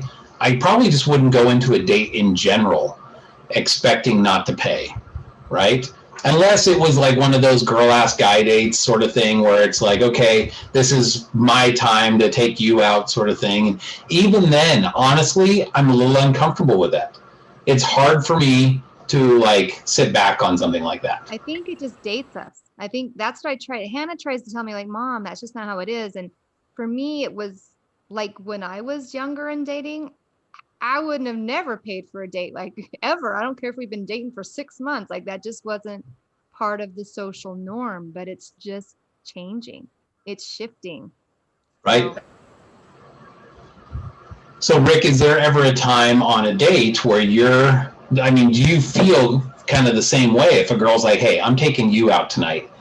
How does that go over with you? Are you like, no, you're not? Do you shut that down?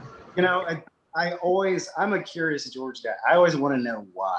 Like, I'm still the little kid that says, why do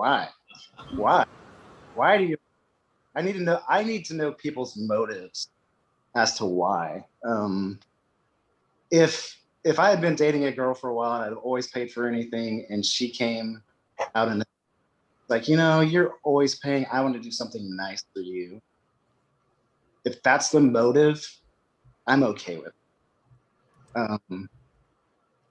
it. If she's that way right off the bat, I want to know why. Why do you want to pay for it? Or why do you want to pay for it? Like, why? Yeah, off the bat, I feel like that's definitely kind of guy territory for paying. After things are established a little bit and you're kind of a few dates in, I feel like if a girl wants to kind of do something nice for you, then in a way I sort of look at it like when Jesus was getting his feet anointed and they're like, hey, we could use that oil for something else. And he's like, no, let them do something nice for me. It's okay from time to time to have nice things done for you. So anyways, going a little further into this, in your relationship, who pays for the date night? 56.1% of men say they split. They say they pay. 40.3% say they split. And then women, this is a little closer to what I would expect, right? So women are saying that 60% of the time, almost the men are paying, but 41% of the time, they are paying.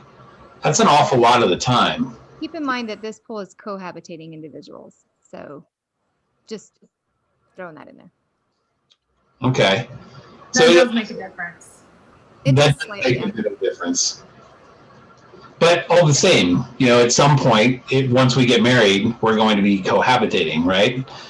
So I guess at that point, if you're married, cohabitating. Right? Yeah. Well, if you're married, is it like really that one person's paying? Right. Their finances are joint at that point. So anyways, the big question here was about who should pay for that first date. I'm going to stop sharing this now and go back to that.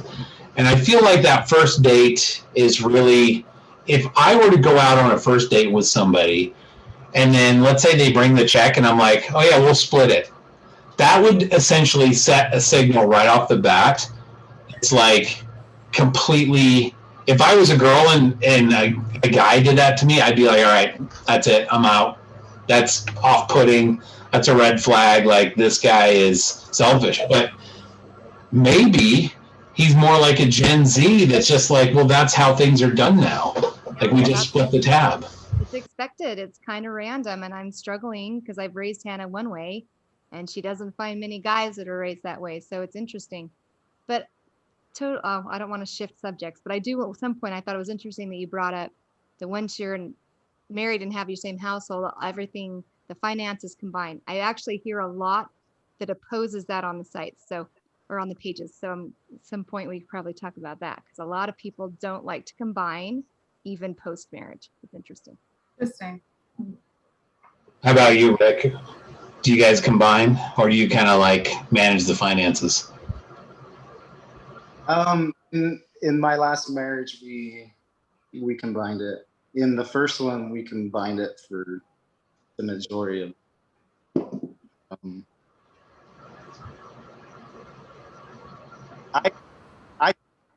I think it should be combined.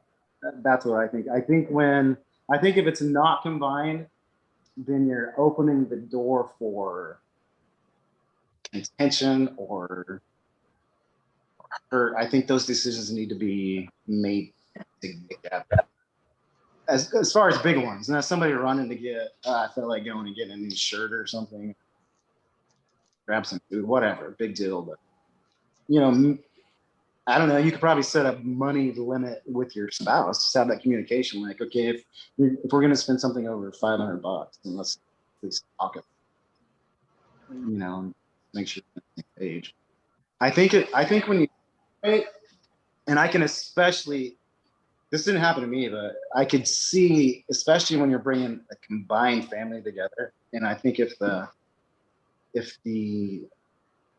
new couple kept their finances separate, and for example, say I did that with Tina, and now my boys came to visit. They're on my time, and I have my own money, and I'm spending this money on them, and not doing anything for Tina or her girls. There's gonna be some animosity or some hurt. Something's going to happen. So I don't. So you're not about separate bank accounts? Because someone in here was saying, would you prefer a separate bank account, or do you think that that's like just almost preparing for a divorce again? Like, do you think having everything separate like shows a lack of trust, and that down the road it'll just fall apart anyway? Initial impression, yes. Like I say, being a police officer, you always dive deeper. Why? Why do you want to keep it separate? Maybe they got some good reasons. Maybe they have it so balanced where they have the bill evenly and they have the retirement funds going evenly, but even though if they're doing that, but it's separate, they're still working together, obviously. But yeah, I was actually counseled by a stake president, not that we weren't doing it, but a stake president basically said it absolutely should be combined. Absolutely. Because this is a team. It's not. So that concept doesn't make it unravels my mind that somebody would. So it's interesting because coming into the single life, I definitely had like a strong view. I always have strong views, but I had a really solid view, right? On finances and relationships and what you do when you get married, blah, blah, blah, blah. But it's interesting because as I've watched these conversations happen on these LDS singles pages, I've come to understand why people have opposing views to mine.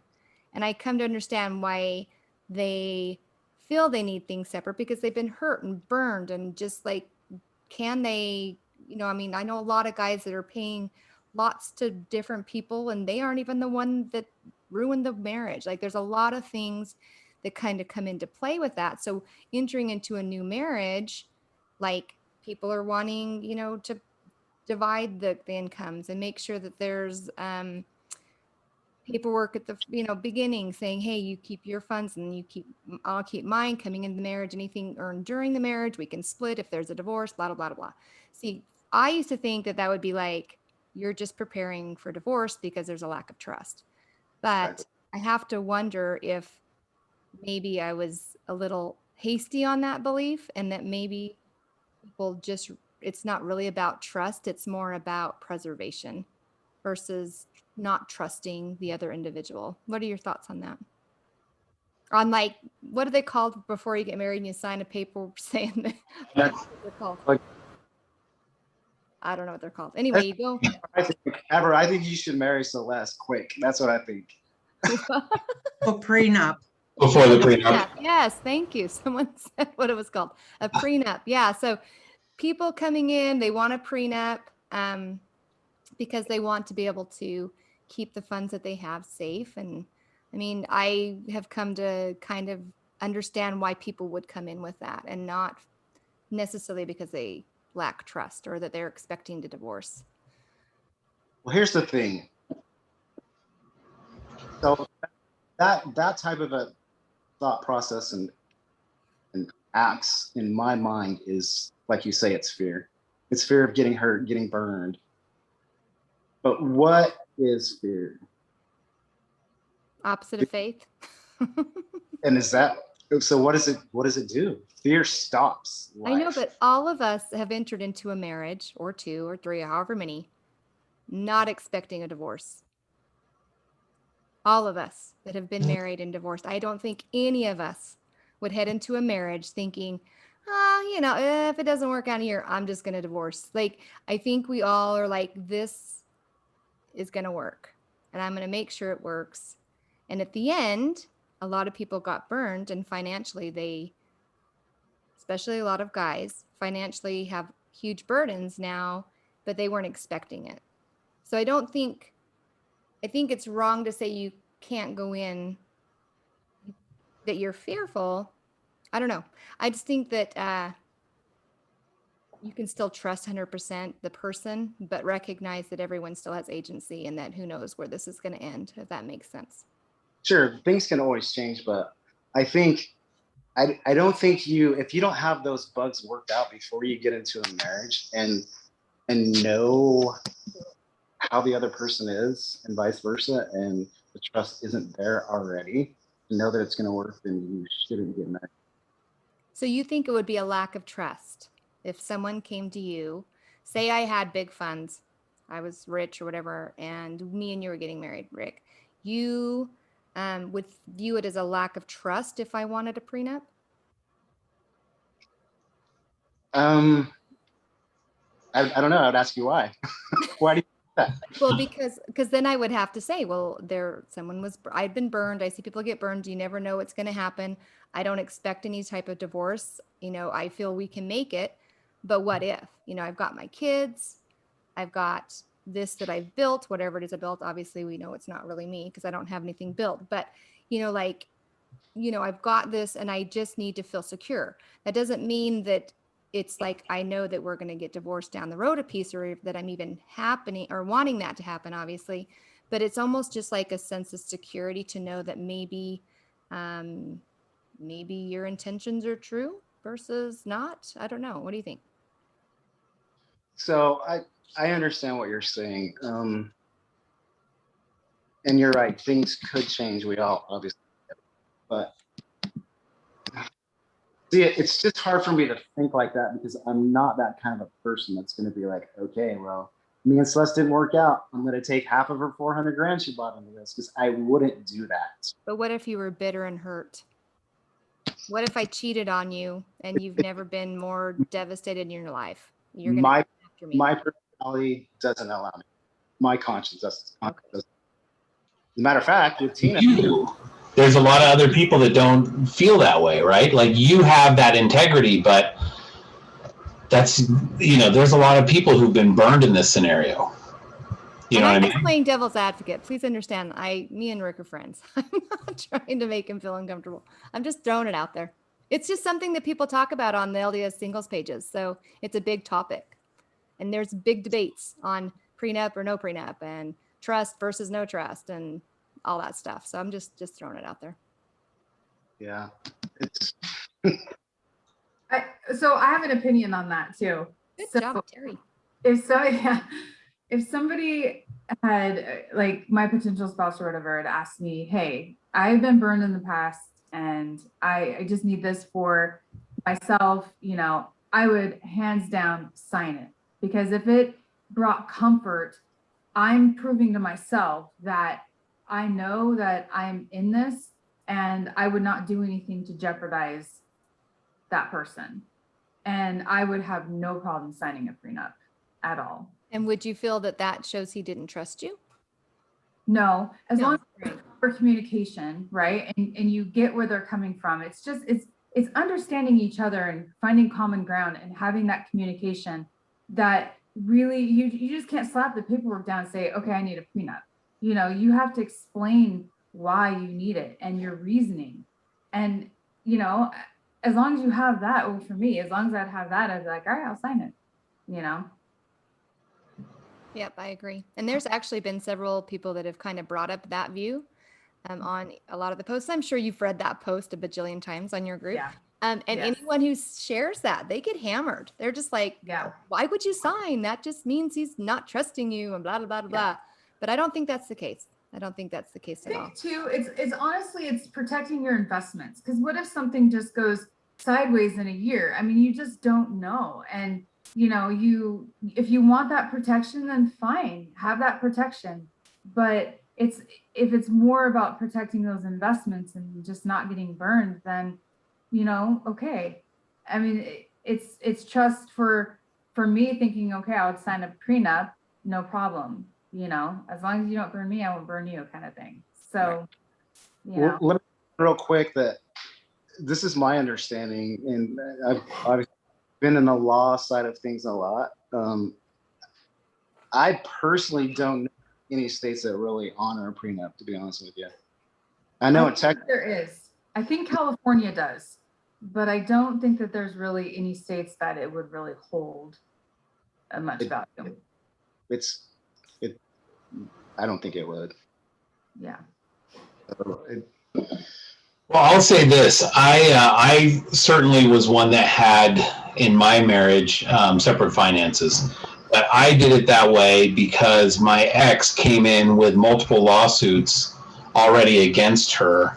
And it was the only way to protect our finances without essentially having that be summoned as part of like a collection as well. So keeping everything separate, keeping her disaster over here, while me, you know, trying to keep afloat over here, totally made for a necessity of keeping it financially separate. And having said that, I mean, she still managed to rack up additional lawsuits throughout our marriage, but luckily they didn't come back on me on stuff like that. Usually most of it was kind of when she was on her way out the door anyway. So I can see a need for something like that. I'm somebody who, I don't know that I would do a prenup, but I can certainly see people's point of view when that comes up, just because of the experiences I've had with finances in a relationship. And somebody who at the beginning, let's face it, when you're getting married to somebody, you're not getting married because you're like, well, you know, gosh, I kind of don't really like this person, but yeah, I'll trust him. Why not? Like when you're getting married, everything seems good, right? Like that's that honeymoon phase. Like this person's great. They would never do anything to hurt me. And yet we see the wreckage and carnage of divorces and financial ruin and fighting and all of these things that have happened over and over and over again. And I would be willing to bet none of those people, or at least a very small amount of those people, went into it thinking this could ever happen to them. So I get that to a degree, but at the same time, I also understand people who say, like, I feel like that's them saying they don't trust me. Well, maybe. I mean, maybe it's not so much that they don't trust you, but maybe it's more along the lines of they've been burned and they just have a hard time trusting in general on this right now. So if you're never going to screw them over, there's never going to be a problem anyways. So what's the big issue with signing it? So I can see it both ways on that. The problem with that, Everett, though, also is because most of us do have experience, you know, and so, you know, people, if they just I don't know, if they want that as a comfort, then okay, fine. Like you, I can see both sides, but I'm kind of in the middle. I'm more of a neutral person anyways, where I'm just like, well, if you want me to sign it, I'll sign it. If you don't, then fine, whatever. Yeah. So I think it really just depends on the person and the people involved. Yeah. So let me just throw out so, and this is a true story for me. So when, I'm not going to go into numbers, actual numbers, but so with the Salt Lake City Police Department for law enforcement in Utah, when you retire, you have an option to take a 2 years lump sum, amount, subtracts a little bit from your monthly, so you can put money up front. Okay, so this happened with me. Me and Tina got married, got a lump sum up front. Tina came into the marriage too with money from a house she sold in Utah. So here's the thing. I think when you're doing the best that you can do, and you're trying to keep your covenants, trying to do the right things, the Lord's going to protect. He doesn't always protect you, because I wasn't always protected. The first marriage didn't feel like I was protected at all. So she put money into the home that we bought. I took the other money and invested into other things. And I can tell you for a fact that even though we went through that money, the Lord turned around and put it all right back in my pocket. Like, my lump sum was pretty much, because we had to buy a new vehicle that everybody could fit into, upgrade to the house, to make another bedroom for when my boys came. And the money was dwindled. Like, we used it pretty smart, but it was gone. But when we decided to split it, we put the house up for sale, and full intention, she brought that money into the marriage. I wasn't going to try to take it from her. She didn't try to take anything from me. And the house sold within 3 hours after we put it. So you got, I mean, you lose some, you got to pay a realtor, but she got the majority of her money back. And after the divorce was final, the Lord blessed me in other ways, almost to the penny. Put that in my pocket, that lump sum. So we can worry to death about. Rick, move just a little closer to your microphone if you don't mind. You're chopping up there. I said, I think it's us as singles and getting back into relationships, we can worry to death about what ifs, but Yeah, those they'll get you. those what ifs are going to burn you. I think you got to obviously get to know somebody, but it's not always just about, is there red flags with that person, or what can go wrong. It's about doing the right thing. Because fear part of it stops life. It's going to stop the investment and that you need to put into a relationship to make it work. And I see that all the time. This is always what I tell people. Like, when I start to talk to girls, I'm like, because you can sense right off the bat that ones that have been hurt and they're asking these questions, and they want to, it's like they almost just try to find, are you this guy? Are you my ex? Are you going to be the one to screw me? And it's not ever going to work. You can't go into a relationship like that. If you go in for the right reasons as a team, and you work together and do things for the right reasons, and if you don't have the answers, pray about them to come up with the answer and follow the Spirit, then why the heck does everybody worry about the what ifs and getting burned? Because that's what's going to stop a relationship. Well, what I'd like to do at this point is kind of open it up a little bit to those in the audience that might have some questions or thoughts about this. And For those who don't know, this is where we basically just kind of raise your hand. We'll call on you one at a time, ask you to turn on your microphone and camera, or just microphone if you're not camera ready at this point. But feel free to kind of come in and ask some questions and chime in about this. I think it's Alt-Y and Command-Y on an app, or on the Apple, right? Command-Y, if I'm not mistaken. Yeah. Alt-Y, let me just try it real quick. I don't know, didn't work for me, but maybe that's because I'm the host on it. So if you can't get your hand raised in there because for whatever reason, Zoom does not make it very apparent how to find it, just send us something in the chat saying you've got a question you'd like to chime in. Rick, I really applaud your faith. Option Y on Mac. Thank you, Steve. I really applaud your faith on kind of having the Lord step in and help in a situation that may be difficult. I would say that in general principle, I think the Lord does help out. I don't know that it's always in the way that we would want, where every penny is going to go back into our account from a failed relationship like that. I would say there's probably a ton of people who have experienced maybe something opposite of that, and that would be difficult.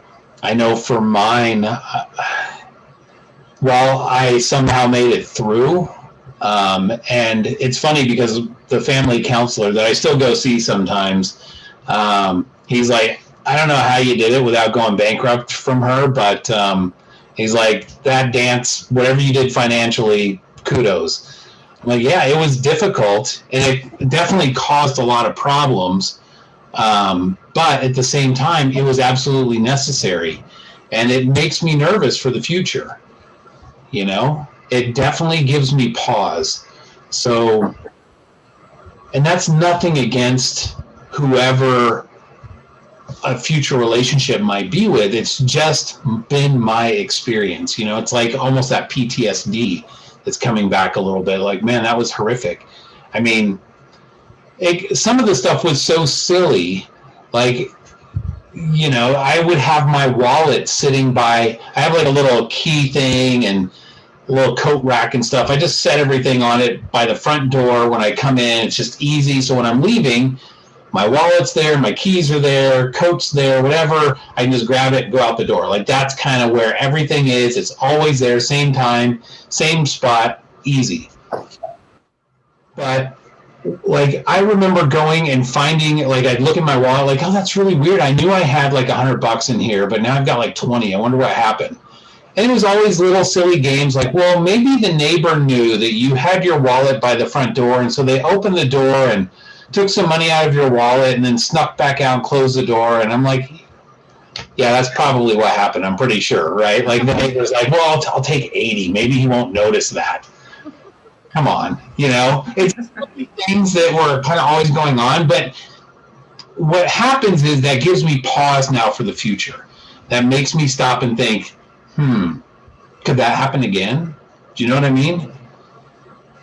And while I didn't go bankrupt, I certainly didn't get every penny back in that situation, right? Like, thousands upon thousands of dollars out the window for somebody who was basically always perpetually broke, being sued, looking for a way to snag another buck.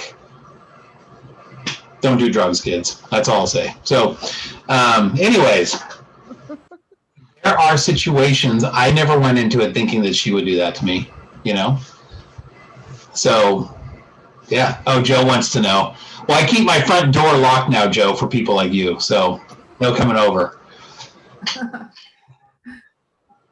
Anyways, okay. Does anybody have any questions from the audience on this? It's been awfully quiet. Usually this is kind of where a lot of people chime in and everybody's kind of being a little bit fearful. Maybe they don't want to come on and say anything about a prenup because they're like, I don't want to be the one that people pounce on. So. And you will not get pounced on, just say. Yes. There we go, Joanna. Okay. I have a question for Rick. So before you, it seems like your financial insecurity, you don't have financial insecurity, which is going to be great for marriages, because I think one of the problems in a lot of relationships is financial insecurities. And I think that divides people and it affects a lot of relationships. My question to you is, did you ever have any financial insecurities in your past? And if you did you work on it? Did you go to therapy, or what happened? So, my whole life, no. I've never had any financial insecurities. I paid my tithing in full from the very first dollar I could remember. I paid it. Um, the except for when I filed for divorce the first time, and then I was put on the financial table of, now there's $1,500 worth of child support that I have to pay, and I pretty much had to take all the debt, and I gave her the house and all the equity in it. So now, and then I still have to come up with a new place to live. So that was a new experience for me, because I've never had any financial issues in my life whatsoever. So then I got thrown into that. How am I going to make a living? How am I going to survive? So it's a shocker. Kind of, it's scary, but you go to work. Well, I'm coming up this much short, so I'm gonna have to get another job. So at least, luckily, in police work, like I say, the Lord always provided for me a way to make it happen. And I thoroughly believe that's because I pay my tithing. So there's part-time you can do as a police officer. Go to work at the Vivid Arena or the Jazz Play, all kinds of part-time jobs. So I found myself, if I didn't have my kids, I wouldn't do it on the time I had my kids, but basically every night that I didn't, my life is, it's all I did. It's what I had to do to get through those first few years of having to pay that big child support number. It down now. I just have one. It's even smaller, but so I comprehend financial hard times or struggles. It's not like I'm naive to that. And now I kind of forgot what your question. No, I think you answered it. She was just asking if there was a situation where you found yourself struggling with finances because of a spouse or whatever. So Yeah, I didn't get to keep my full pension. So is what it is, right? Could I sit here and let it beat me up? Absolutely. I could let the thoughts drive me crazy, but it is what it is. And I've learned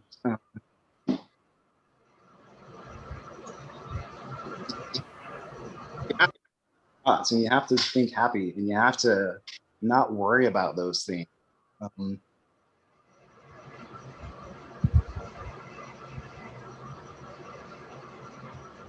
The reason I was asking was because I was given a lot of money from my ex-husband, and I opened up a business, and I had a lot of financial insecurity, and I lost all the money during the stock market crash. And I went back to college.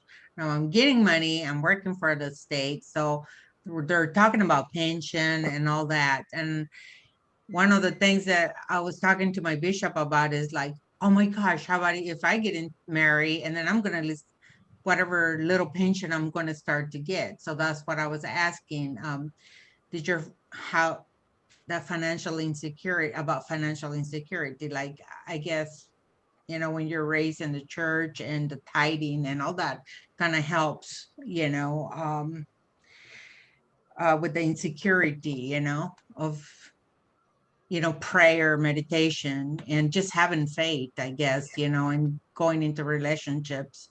But I also agree with Celeste and Terry and Everett about, also protecting your assets, at least short term, getting a prenup until you get to know the person, and then when you feel comfortable enough, then you can always dissolve the prenup.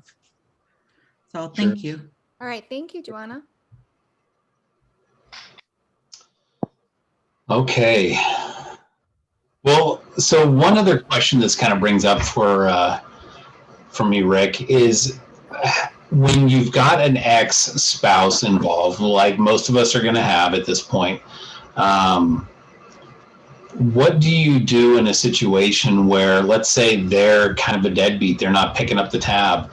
It sounds like for you, you were awfully generous and helped step in with your last relationship on helping foster that with the kids and things like that.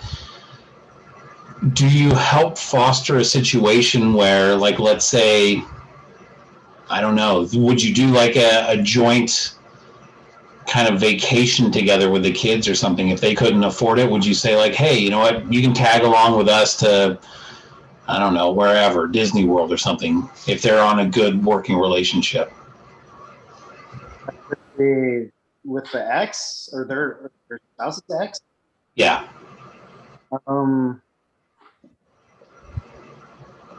Well, everybody's experiences are different. I would never have to worry about that with my kids. We are the only thing we have in common is our kids, and we make some decisions with them. We would never even. The question was if the other person is struggling. Yeah,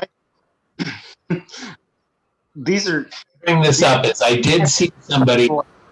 So many dynamics to it, but this is what I think. I wouldn't be opposed to helping my wife's ex-spouse go on a vacation with their kids if he couldn't afford it. I don't always know that it's appropriate to, as depending on what the kids understand as well. There has to be a clear picture of the relationships and the boundaries there, especially for the kids, so that there's no confusion, because I think it's important that kids have to understand how a marriage relationship is supposed to be tight. Like, I remember President Hinckley saying he was driving home from church one day, and a lady was walking from church, her car broke down or something, and he knew she needed a ride, but he wouldn't pick her up because he didn't even want to start to give an impression deviation from his relationship with his spouse. He wanted to avoid the even appearance of evil. So it's not, I think for me to do that, to be like, sure, bring your ex, let's all go to Disneyland. I would first want there to be standing from everyone as to what the boundaries and rules are and the reasons. Because I think it's a horrible message to send your kid that I'm married to her, but I'm still going to hang out with my ex. So I'm gonna totally contradict that. I know you are. I am. We've had this. So this is my thought. Sorry, I'm almost choking myself. So this is the thing for me and my ex. Like, we try to be amicable for the kids, right? And we try to do what's best for them. Obviously, they know we're not together anymore. And but the thing is they benefit a lot by seeing us being cordial and kind to each other. Even this past Mother's Day, he made a brunch for me over at his place. He made dinner for me over at his place.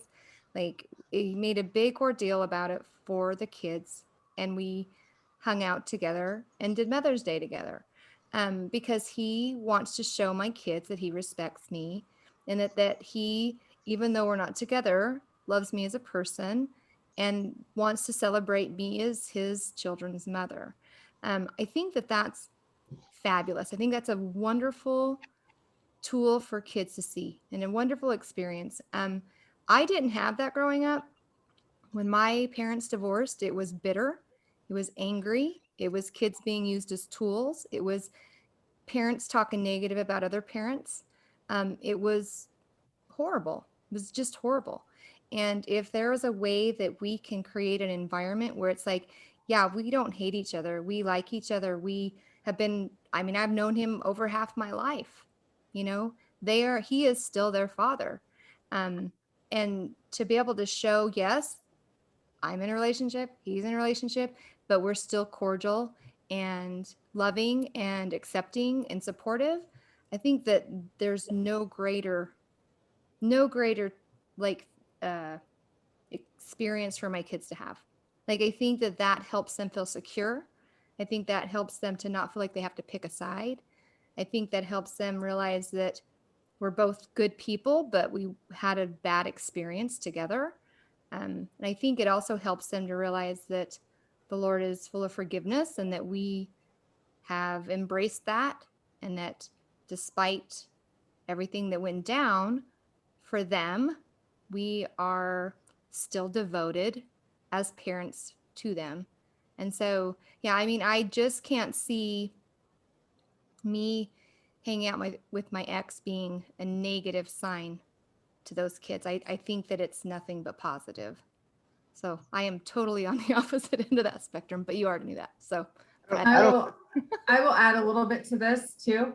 My ex does not have that type of relationship with me at all. And I was the one that initiated the divorce. I was the one that wanted the divorce. And he made it perfectly clear that he went off and he got remarried and had more kids. And now our kids together are a burden to him. And he's made that very, very clear to me. And so I think it's great and it's wonderful if you can have that relationship with your ex and you can stay very compassionate and kind towards each other. That is wonderful. That's actually what I've always wanted. But there are certain situations too that you just don't have that. And so you have to be able to establish those boundaries for your family as well. So again, Miss Neutral here, I see both sides. No, I agree with you. If there's contention or if it's not going to be a good thing for the kids to see you together, I mean, don't do it. I mean, absolutely make that divide and don't let them see more contention and more fighting and more disagreement. I mean, they don't need any more of that, right? But if you're able to be kind, and even if there is bitter feelings like underneath, but you're able to kind of put on the happy face for them to see, hey, we're all still a kind of a family. It's more dysfunctional, but we're still all kind of in it together. I think it's fabulous. But yeah, I mean, it depends on the situation. Absolutely. Yeah. I totally agree with us as far as like the getting along and not a negative environment to the kids. I think I was referring to, if I understood Everett's question right, is to being married and then taking the ex or the other person's ex with you on a vacation. I think that's a different dynamic versus you're still single. Let me preface it by saying I saw this in an article where some guy was saying that he kind of posted it saying like, a few years ago, you would have never seen us together. We hated each other, but here we are. And it was like this guy and this lady's husband and they were all together and they were like going on some like vacation together with the kids. Like that was kind of the big thing. And it was for the kids. While I would agree, like that seems a little odd to me, like, I don't know. But at the same time, I kind of look at it like, well, I would feel, I guess, okay with that as long as everybody's getting along. Like I wouldn't be jealous or anything like that. But to me, yeah, I mean, I did think it was a little bit weird. But if you can get to that level where you're like, hey, everybody's getting along really well, everybody's like totally on board with this. I'm like, well, all right, I guess. Kind of weird. Like, I don't want to sleep in the same hotel room with them, but whatever, Like I say, it's about the boundary. It's about the boundaries of married people's relationships. My point was I wouldn't want to see kids confused about that boundary. I don't think that confuses them. I mean, especially if you're remarried. So if say you were married to Everett, but you take your ex with you on a vacation. Oh, he's invited me next year to go to Hawaii with him. And if I'm with Everett, he can come. I mean, it's already an invite. We already got it kind of planned. So if you're mingling with your with your ex as well. What, I'm not holding his hand. We're not making out behind the bushes, you know. I know. I didn't say Being cordial. it's awkward. Plus, everybody it's been communicated to and spoken about and clearly understood by everybody involved. So you wipe out any possibility for anybody to have any kind of, like Everett said, a jealous, or the kids thinking, does she like that better? Whatever. As long as Sorry. it confuses me. That's all I'm saying. I'm not saying one way or the other. As I'm thinking about this, though, honestly, let's look at this with a different perspective here. You have two parents that just are not married anymore. You both have kids together. You both have spouses now, and you want to take your children to Disneyland. Wouldn't it be so cool if both parents had the opportunity to experience Disneyland together with their kids? Right. I mean, I don't know. I mean, financially, you would be on your own, they would be on their own, and you can still go off and do your own thing. It's like traveling with friends, right? But you're able to do that. And I think it's kind of cool thinking about it. You know, there's no hostility, no contention. It's just, hey, we're here for the kids. We want to experience this with them and have this opportunity to have this moment with them. Yeah, I think the key is there's just no contention. And I think to answer your question, Rick, I think if both parties, like one's remarried, the other one's in a relationship, whatever the case is, I think that by that point, like the kids already understand the boundaries.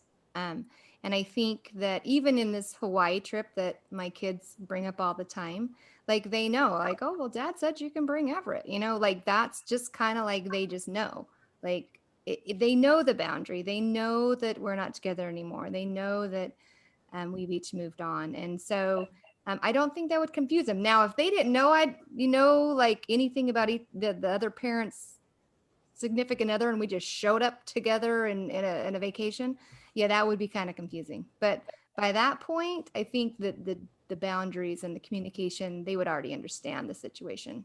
But do they know that Everett loves to fly, and that's a 6-hour flight from the West Coast? Get him a little tiny seat in the back of the plane. Right. Yeah. I do love it's first class and I can get comfortable. Those stupid seats, I don't know who designed those, but they're all short. So I don't fit very well in those seats. Everett, I don't see your complaint. I have no problem. I don't either. I like it in those seats. I think they're great. So then last question along these lines, for me, like it wouldn't bother me at all. Like that's not an issue with me. As long as everybody gets along, I'm cool with that. How would you feel then if you meet some girl and she's like, okay, I have a really good working relationship with my ex, and we even go sometimes out with the kids together and do things together with the kids just so they can see like that kind of unity and stuff. She's like, but I'm not romantically involved with him, but we do things together with the kids from time to time. Would that bother you? Was that question for me? Yes. Sorry, Rick. I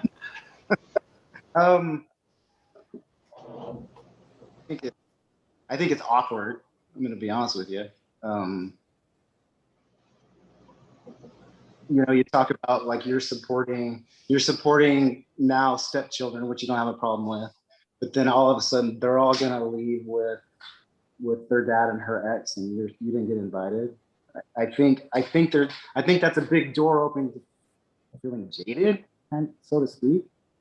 Like, how come I can't go? Now, what are you saying? Like the stepkids can't come? Is that what you're saying? No, like how come I wouldn't be invited in that scenario? Oh, like the boyfriend, in other words. I thought that's what you were asking me. If I got married and then she had a good relationship with her ex and they went and did things alone together. No, he was saying if you started dating someone that had a good relationship with their ex and they did things together with their kids, would that bother you if your new girlfriend hung out on Halloween and went to the pumpkin patch with her ex? I don't think it would bother me. I would want to know how come I can't go. Well, why? Of course you could go. But then why not by yourself? That's if I could go. That doesn't make any sense. So what if you lived in a different state? What if it's a long distance relationship? So my girlfriend had to go to a different state to be with her ex. No, what if your girlfriend's in a different state and she's still hanging out like on holidays with her ex, with her kids? I Bother you? can't answer a question I'm not in. I can't like predict what that experience would be like. So that wouldn't stop you from getting into a relationship with someone though, if they had a close relationship with their ex. So no. So I have a friend that lives out of state. And my is she's got a good relationship with her ex, as far as being a friend. He's not LDS, she is. They're not, I mean, all they are is friends at this point, and they work good together with the kids. She lives in a different state. I don't have an issue with that. All right. I think some people would, but maybe, yeah, some people wouldn't.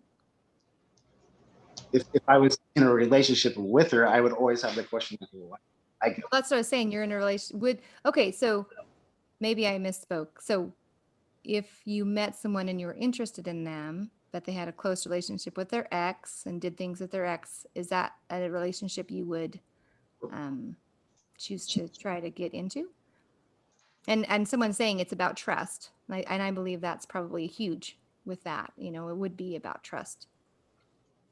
That's a different dynamic, because wouldn't be in a position to be able to go on every event being in a different state. But Right. Or if it's local. What if it's someone local? totally different dynamic. Local, I would still want to know, like, how come I can't go? Why am I not included? That doesn't seem right to me. I'm not sure why you think you're not included. Are you? I'm assuming you probably would go, right? I thought the scenario was that the two exes went alone with their kids and did something together without the boyfriend or new husband. I thought that was I don't know. Like, let's say, for example, I mean, you could do it both ways. Like, so for example, let's say Celeste and her ex want to take the kids out for one of their birthdays, right? Kind of a special thing with their birthdays. And they're just like, well, this is just kind of something, a tradition maybe that they've done over and over again. Would you feel, let's say you and Celeste were dating, would you feel left out? Like, well, I either want to be there or I don't want you to go.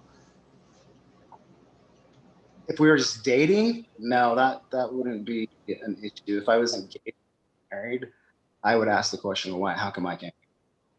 Definitely, I would want to know why I'm not going.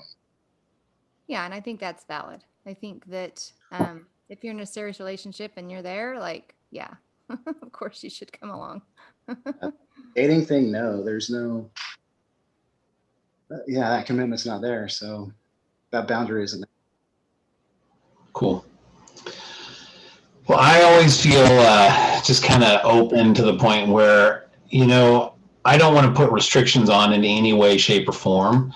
I would hope that there's kind of natural boundaries that just sort of people kind of understand and respect. But at the same time, I feel like when it comes to kids and parents, that's something that's kind of, any way I could foster that to have like a good working relationship between both parents and the kids, I feel like that's the healthiest thing for the kids. And I would do anything I can to make that happen, including if they needed to go and have a birthday party and I needed to stay home.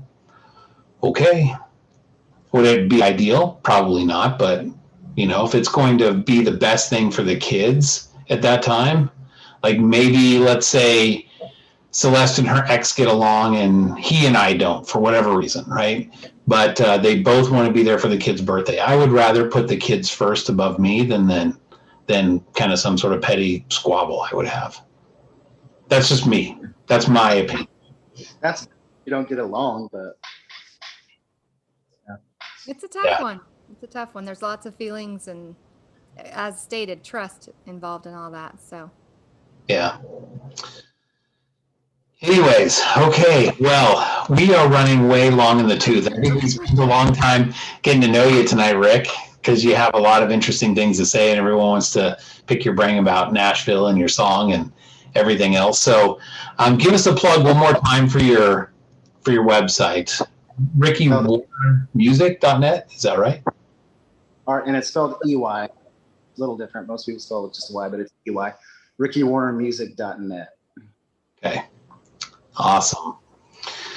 Well, fantastic. Thank you for coming on and letting us make you squirm in the hot seat a little bit and asking all the hard questions that nobody wants to answer, but really, yeah, no, it's great to get to know you. I wish we were down there. I'd love to go hear you sing over at Billy Bob's or Candace's or whatever redneck venue you could get in. I'd love to go. That'd be fantastic. I thought you did great, like Rick, because we really did bring some tough questions. So sometimes that hot seat can get pretty toasty. So.